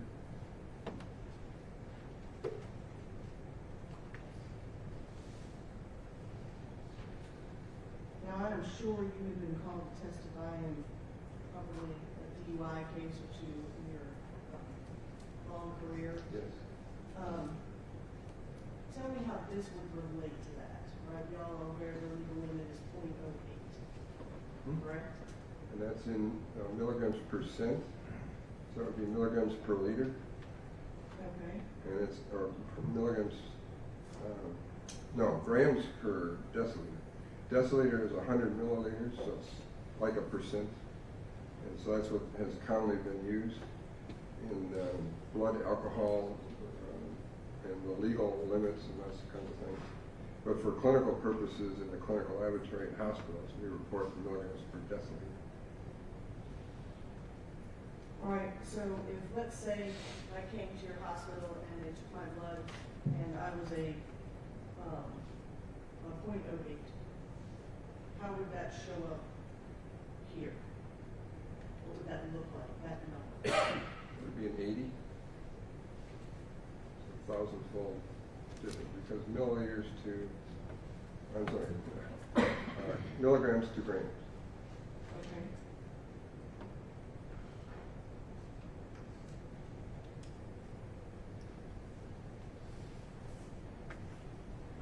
And so this being a 10, so I'm going to back up. All right, so it would appear as an 8, right, for DUI purposes, right? You move that decimal place over, right?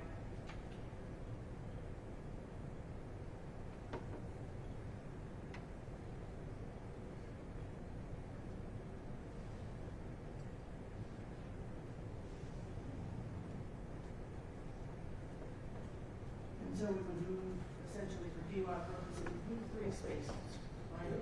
0.08. Yes. 3 decimal places. All right, so in this case, where it is less than 10, for DUI purposes, that would be 0.01, correct? Yes.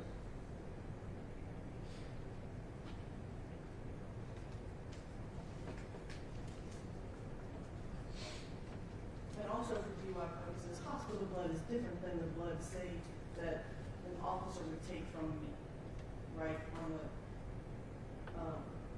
for measuring me for DUI, right? The officer takes the blood, they take it to a crime lab. Yes. Your blood tests are going to be a little different than that, right?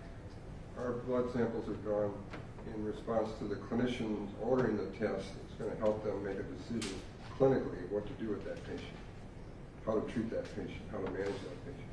But because you use serum, right, your values are actually a little bit higher, is that correct? Or a little bit lower than if it were to be, if my Serum. whole blood is taken and taken to a primary? Serum versus whole blood, the serum is a little bit higher because the serum has more water content and alcohol dissolves in water, so you would get a little bit more alcohol. The difference is about 12 to maybe 18% higher in the serum than it would be in the whole blood. Okay, so the chances if I have alcohol in my blood of hospital being able to detect it is actually a little bit higher than, say, the primary. The results would be a little bit higher. Right. Okay. And so, on the records here, it indicates ethanol serum is normal, and for all intents and purposes, this value is what in your estimation? Well, by less than 10, it's less than our limit of detection. That means we really didn't detect much. We can't tell. So that means at the time that that sample was drawn at 1:15 in the morning on the 27th, that person, that individual had this low amount of alcohol in their bloodstream. Or no? Yes. Could It's be. essentially nothing. Could be nothing. Nothing to 0.01. Yeah, you got it.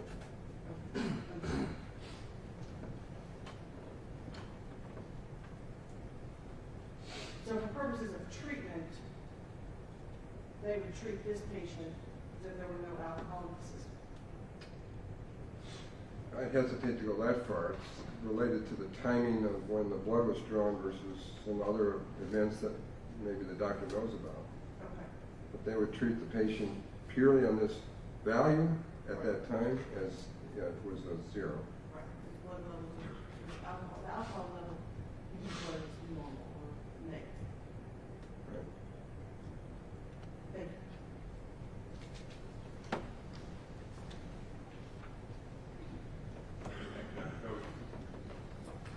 Possibly the only class in college that did worse in math was chemistry, so, I think that was the best one in 5 years, it went once, that was huge ratio. So I avoided it. So many things that you're saying, I'm trying to keep up with. Okay.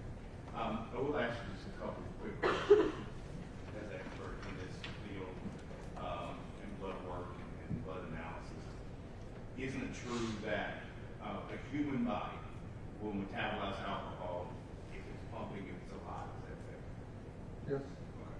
So if you consume alcohol, theoretically, it's 11:22. If I consumed alcohol right now, right, and I stay alive till 1:05, my body would metabolize the alcohol the way it would metabolize anything else I might eat or drink. Is that fair? Yes. Okay. Do you know the rate, on average, I know everyone is a little bit, on average, the metabolism in the human body on 180-pound males? No, that's more of a toxicologist question. I'm not a toxicologist. Fair enough. Have you ever had any experience to know that? Have you ever testified or been engaged or been questioned about that at all? About the metabolism of Yeah. alcohol? No, that's not my area of expertise. Very well. Now, you mentioned, and we saw the state's graph, and it's corrected to the you testified that point or less than 10% means less than 0.01, 0.1 or less. Is that fair and accurate? I don't want to misrepresent. Yes. Okay. Now, you also testified that the body metabolizes alcohol at some rate, correct? Right. You don't know the rate. Right. All right. So, less than 10 means 0 to, and again, this is in a medical setting, not a legal setting, correct? I know we're in court today, but what you testified, that's a medical setting, correct? Correct. All right. And those records that we saw are in fact medical records, not legal documents, right? Correct. Okay. Now, when you examine the blood in your lab, what process do you use to make that determination? Does it have a name? There's an instrument that has reagents in it. Is this what you're getting at? Is it gas chromatography? No, Gas spectrum chromatography? no. Okay. Are you aware that that is the test that is used and the equipment that's used when determining for legal purposes? Yes. Okay, but that's not what you guys do at that lab, because you're not legal. Right. The clinical chemistry labs around the world basically are using very similar instruments and methods to what Grady uses. Okay. But it's not what, as far as you know, the Department of Forensic Science might use, GBI. Correct. Now, as far as that's concerned, at the time, did you know that for ages under 21, that .02 was considered less safe or intoxicated for a driver in stage back in 2015 and today? Objection, no votes. You know, she mentioned 08 during her direct. I just simply asked a question about that particular.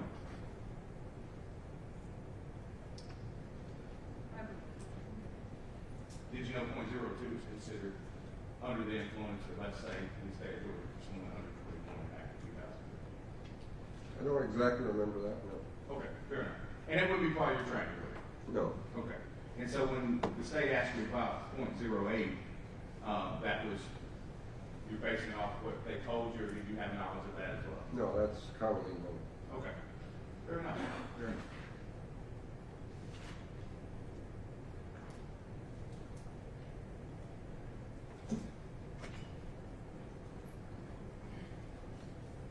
Have you ever been called, not regarding this case or any case, to testify in a criminal case? Other than this matter, you've been called any other case? Other cases, yes, whether they were criminal or not, frankly, I don't remember. Understand, fair enough. How many times have you testified, sir? 20 to 30? Hopefully you retire, you won't have to do that much longer. Right. Are you still living in the area? Yes. Good. That's all I have. Thank you, sir, very much.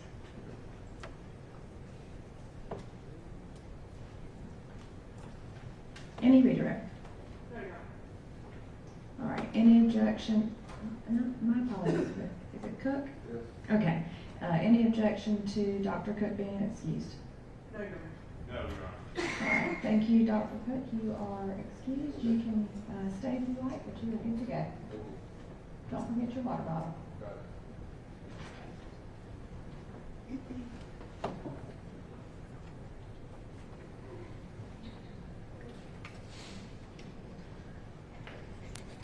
All right, the state can call its next witness. The state qualified for embarrassment.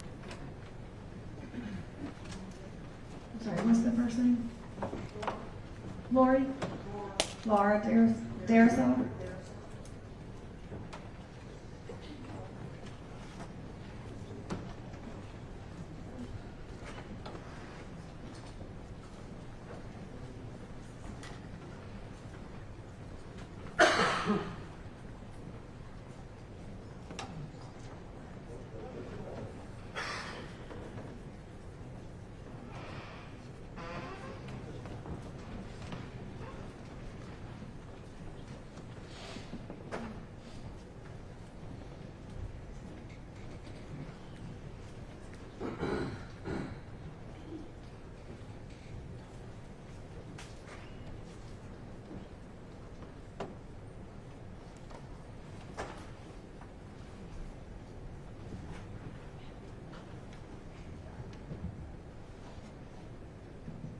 All right, Dr.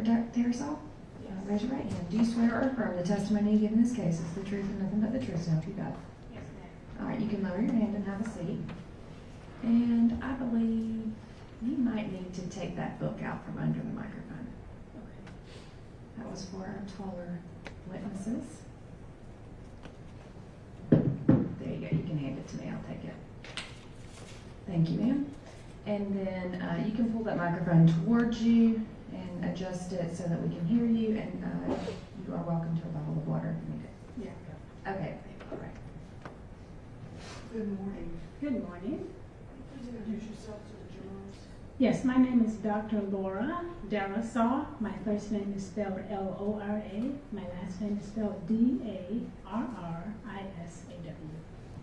If you're pushing it, don't Just a few times. What is it that you do? I am a medical examiner for the Georgia Bureau of Investigation. And a medical examiner, by that I mean I am a forensic pathologist. And how long have you been with the GBI? Since 2001. Where did you go to medical school? I went to medical school at the Medical College of Wisconsin in Milwaukee, Wisconsin.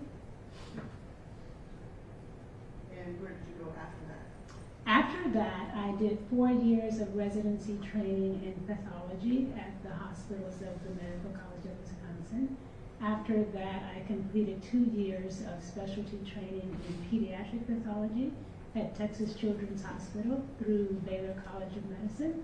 And after that, I did 1 year of specialty training in forensic pathology at the GBI through the Medical College of Georgia, which is now called Augusta University.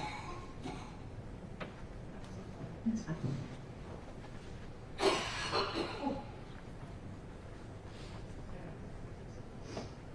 Can you please explain to the jurors what pathology is? Pathology, just as a word itself, it means study of disease. So in general, a pathologist is a doctor that, for a lot of people, they get involved with working in the hospitals and the laboratory and looking at specimens and lab values from people that have either tests or get surgery, and they are the doctors that are responsible for reviewing material and making a diagnosis. As a forensic pathologist, my primary role is doing autopsies and determining cause of manner of death. And how many autopsies have you done in your career? To date, over 7,800, approaching 7,900. Have you previously testified in court? Yes, I have. Your Honor, at this time, we would tender Dr. Darasaw as our expert forensic pathologist. No objection, I'm so qualified. All right, and Dr. Darasaw is admitted as an expert in forensic pathology. Now, when a body comes to your office, what happens to it? So there are a couple of things that happen to the body when we receive it, depending on the nature of the case. But for the most part, the autopsy itself is a physical examination of the body that the pathologist does. There's an external component, there's an internal component. The focus of the autopsy is to determine the cause of manner of death. Some things that may happen are photographs are taken. Sometimes, depending on the case, there may be x-rays taken of the body as well. All right, is the body assigned a number Yes, it is.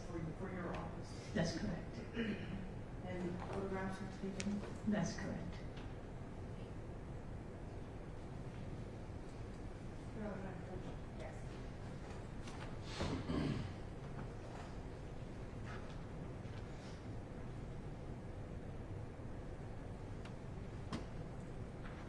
we will take a look at states 83 and 86. And let me know if those are photographs that would have come from your office.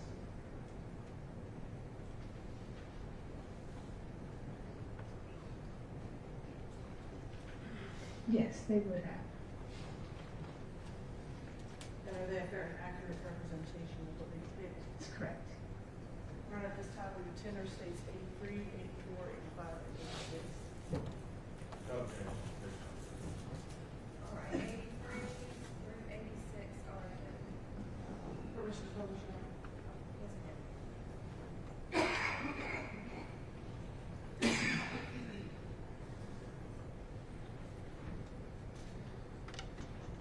Does it come up on your screen? Oh, yes, it does. So can you tell me what this is a photograph of, please?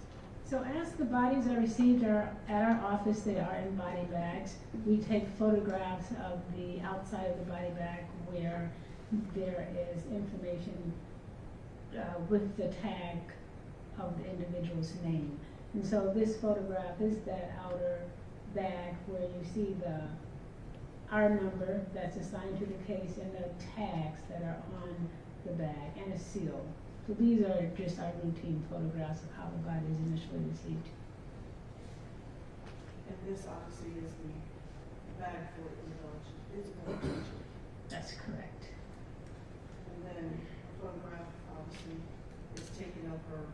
overall condition as you receive her? That's correct. And then this would be the same case, correct? Correct. And then you also received the body of Kylie Nancy, Yes, I did. and she was assigned her own case. This is correct. And photographs were also taken of this body. Yes, ma'am. And this was prior to her autopsy. Well, this would be considered part of the initial phase of the autopsy, taking the photographs, yes. All right, so tell me about the autopsy of Ms. Chinchilla. All right, can I refer to my reports that I brought with me? Absolutely.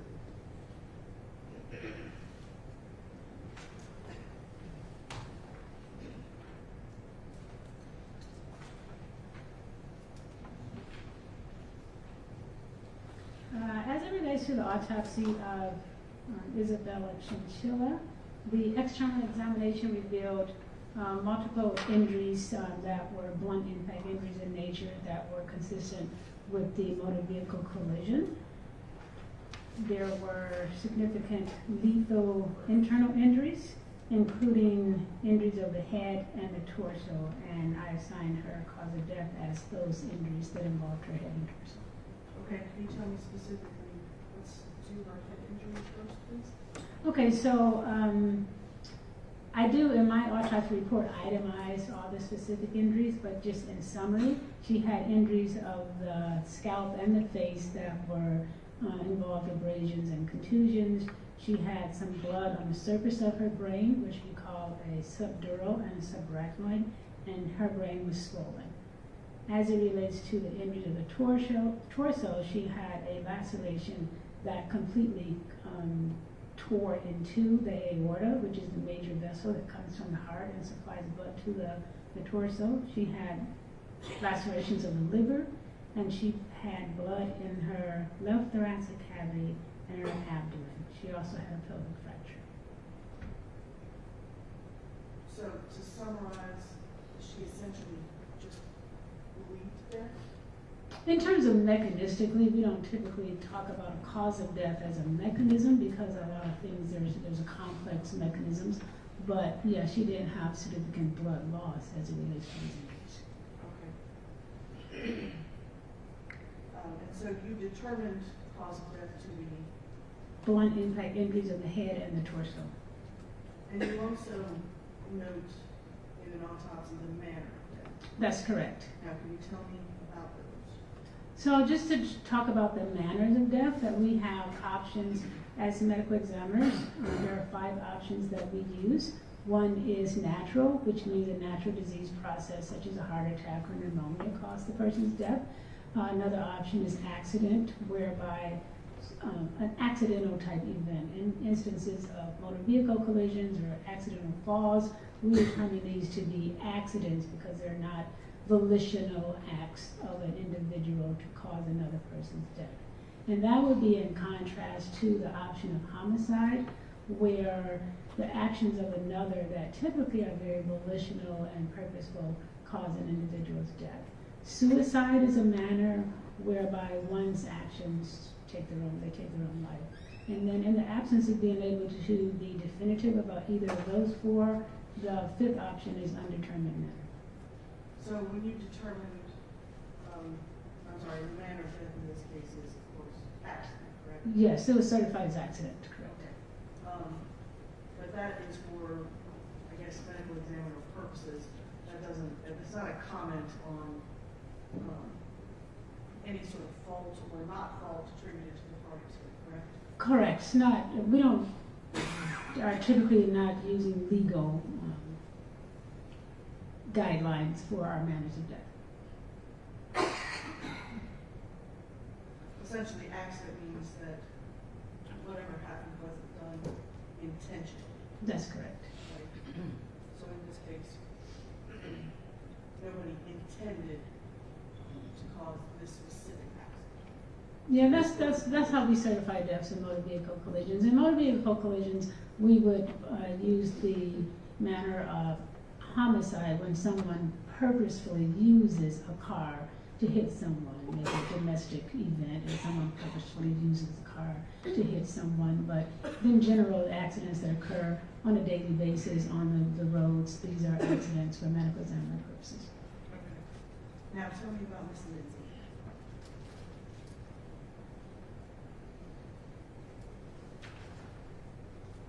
As it relates to the autopsy on Kylie, again, externally, I noted multiple injuries just on her body surfaces, on the head and neck area, on the torso, extremities, primarily abrasions and contusions and lacerations. These are bruises and scrapes of the skin or cuts on the skin in terms of layman's terms. Internally, she had primarily a lot of soft tissue damage of the tissues in the thoracic cavity that did cause several regions of bleeding. She did not have any fractures or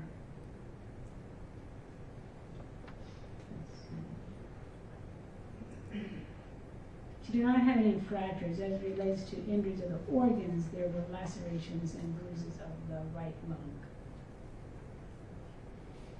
And was there some damage to the liver? No, ma'am.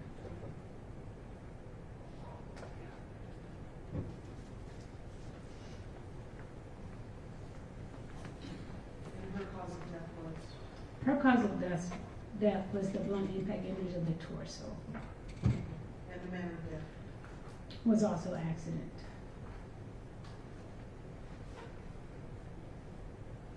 Now, did you actually do any toxicology on the eyewitness witnesses? I did not request toxicology. We collect specimens, typically always blood, if there's blood available. And in the case of Miss Kylie,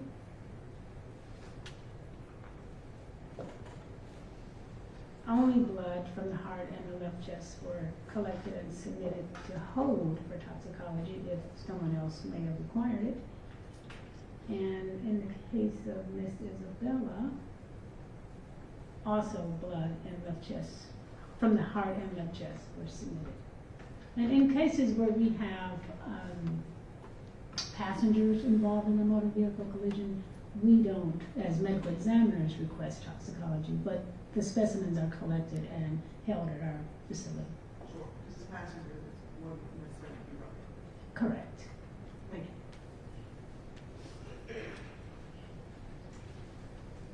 Good morning, Barry. Good morning. How are you today? I'm well. Thank you for being here with us. Just the jury understands, you've testified in quite a few of our previous cases. Yes, we do know each other. Okay, it's been a while, and you've been with GBI for how long? Since 2001.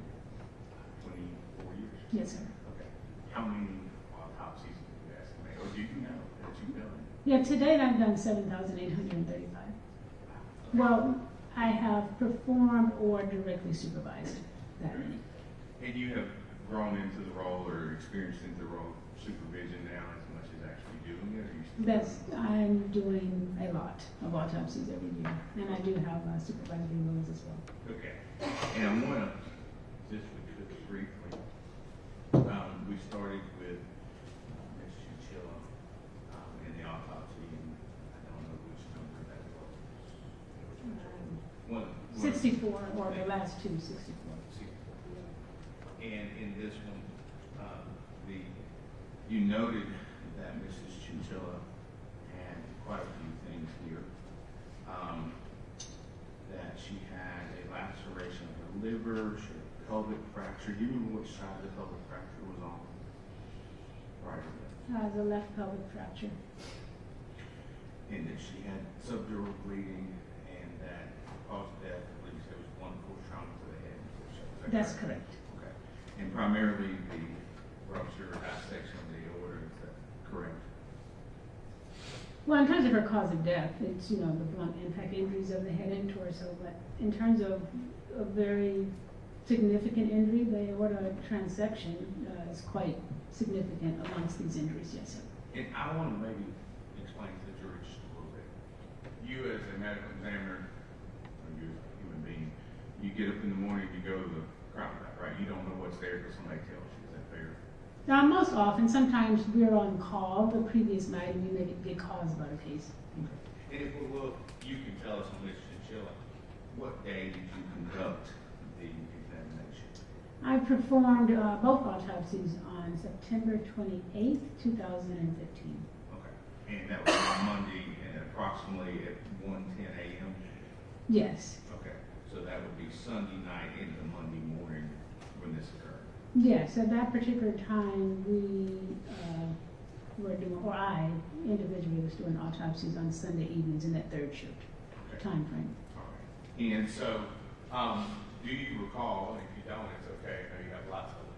Do you recall how you became aware of this young lady, we'll start with Ms. Chinchilla, being at the crime lab? Did someone called you? Did you have is there a note on the computers, a sticky note? Tell me how you know.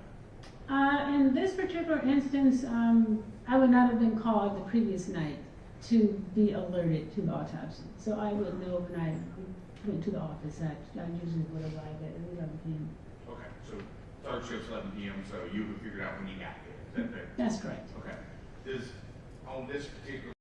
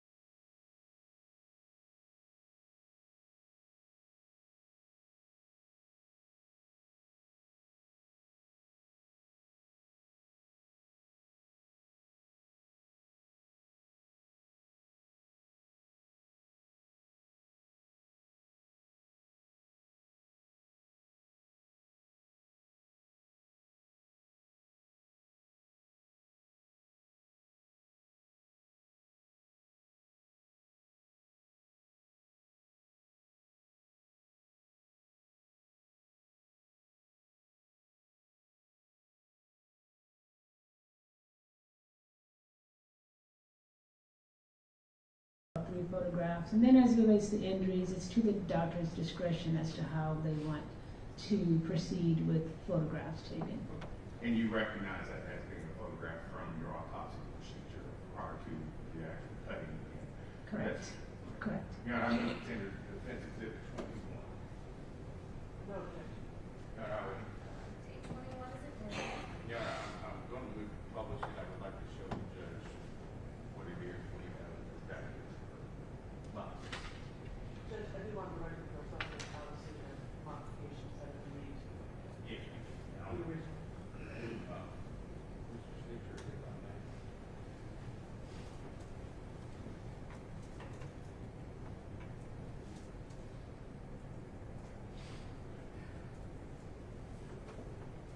And just for the record, to agree with that, there has been modifications to this, and there have been redactions of patient's body out of disregard for her family and her. Is that fair to say? It's not exactly the same, there's been blacked out areas, is that correct? Correct. What we took at autopsy was a overall photograph of the nude body after clothing was removed. I'm gonna draw it in just a little bit. Okay. I'm gonna ask you, this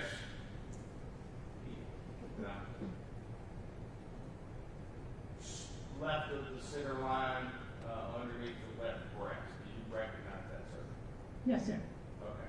Was that something that you recognized at the time of your autopsy and noted it correctly? Likely. It's in my report. It's not described as this. I mean, we can see it's this circular ring-like pattern with an inner ring and an outer ring. I don't have that actual descriptive like that in my report. But there's this mark on her body. Yes. Okay. And we would agree that that is in fact in the form, maybe not an absolute 360-degree circle, but it's a circle-ish. Is that fair? Correct. Okay. Now, I have also, prior to testimony, sent you a couple of photographs, and I'm going to show you one of the photographs that were sent to you and has been admitted as Defense Exhibit 12 in this case. And I'm going to put this up here. Have you in fact seen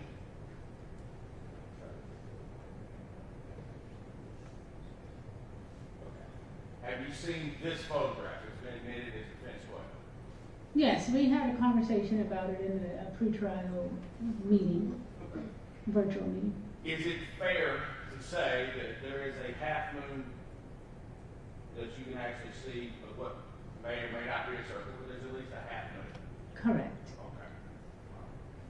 Now, for demonstrative purposes, I'm going to show you something.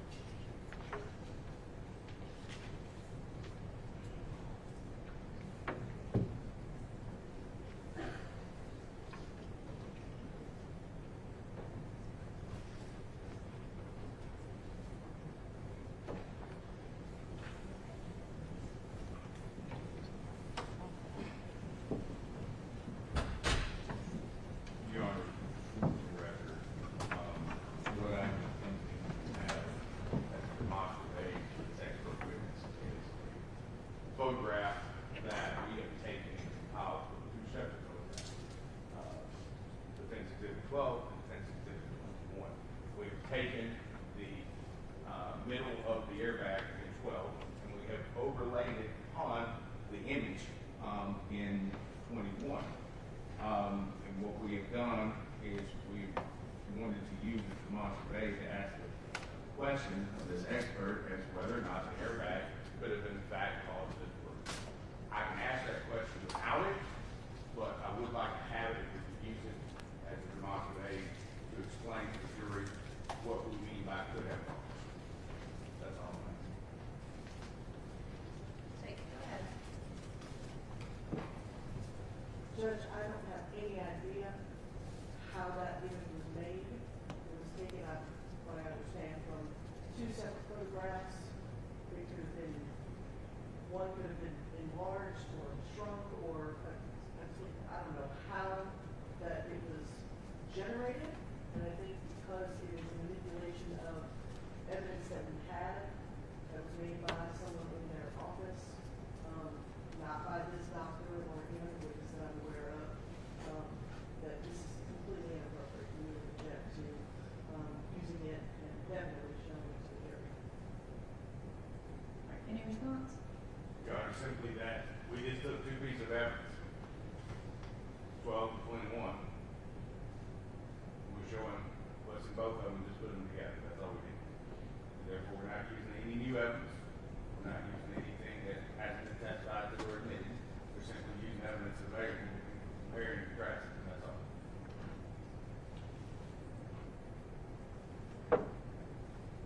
You can ask the questions without the picture. Yes. And so the concerns that the state raised regarding the picture and the scale of each picture, I don't think there's anyone here to testify to that, correct? Your Honor, actually, Ms. Manley Goodhall, she's the one that created it. We use static measurements that are present in other photographs, such as the wristband that is used by the Department of Forensic Science, as well as the lettering on the photograph. However, she has been present throughout the trial.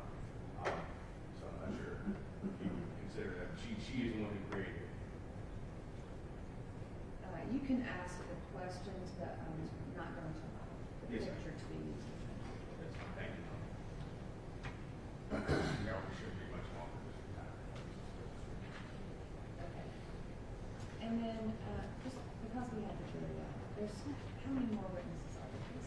One? Is that a long witness? Yes. Okay. That's all I needed to know.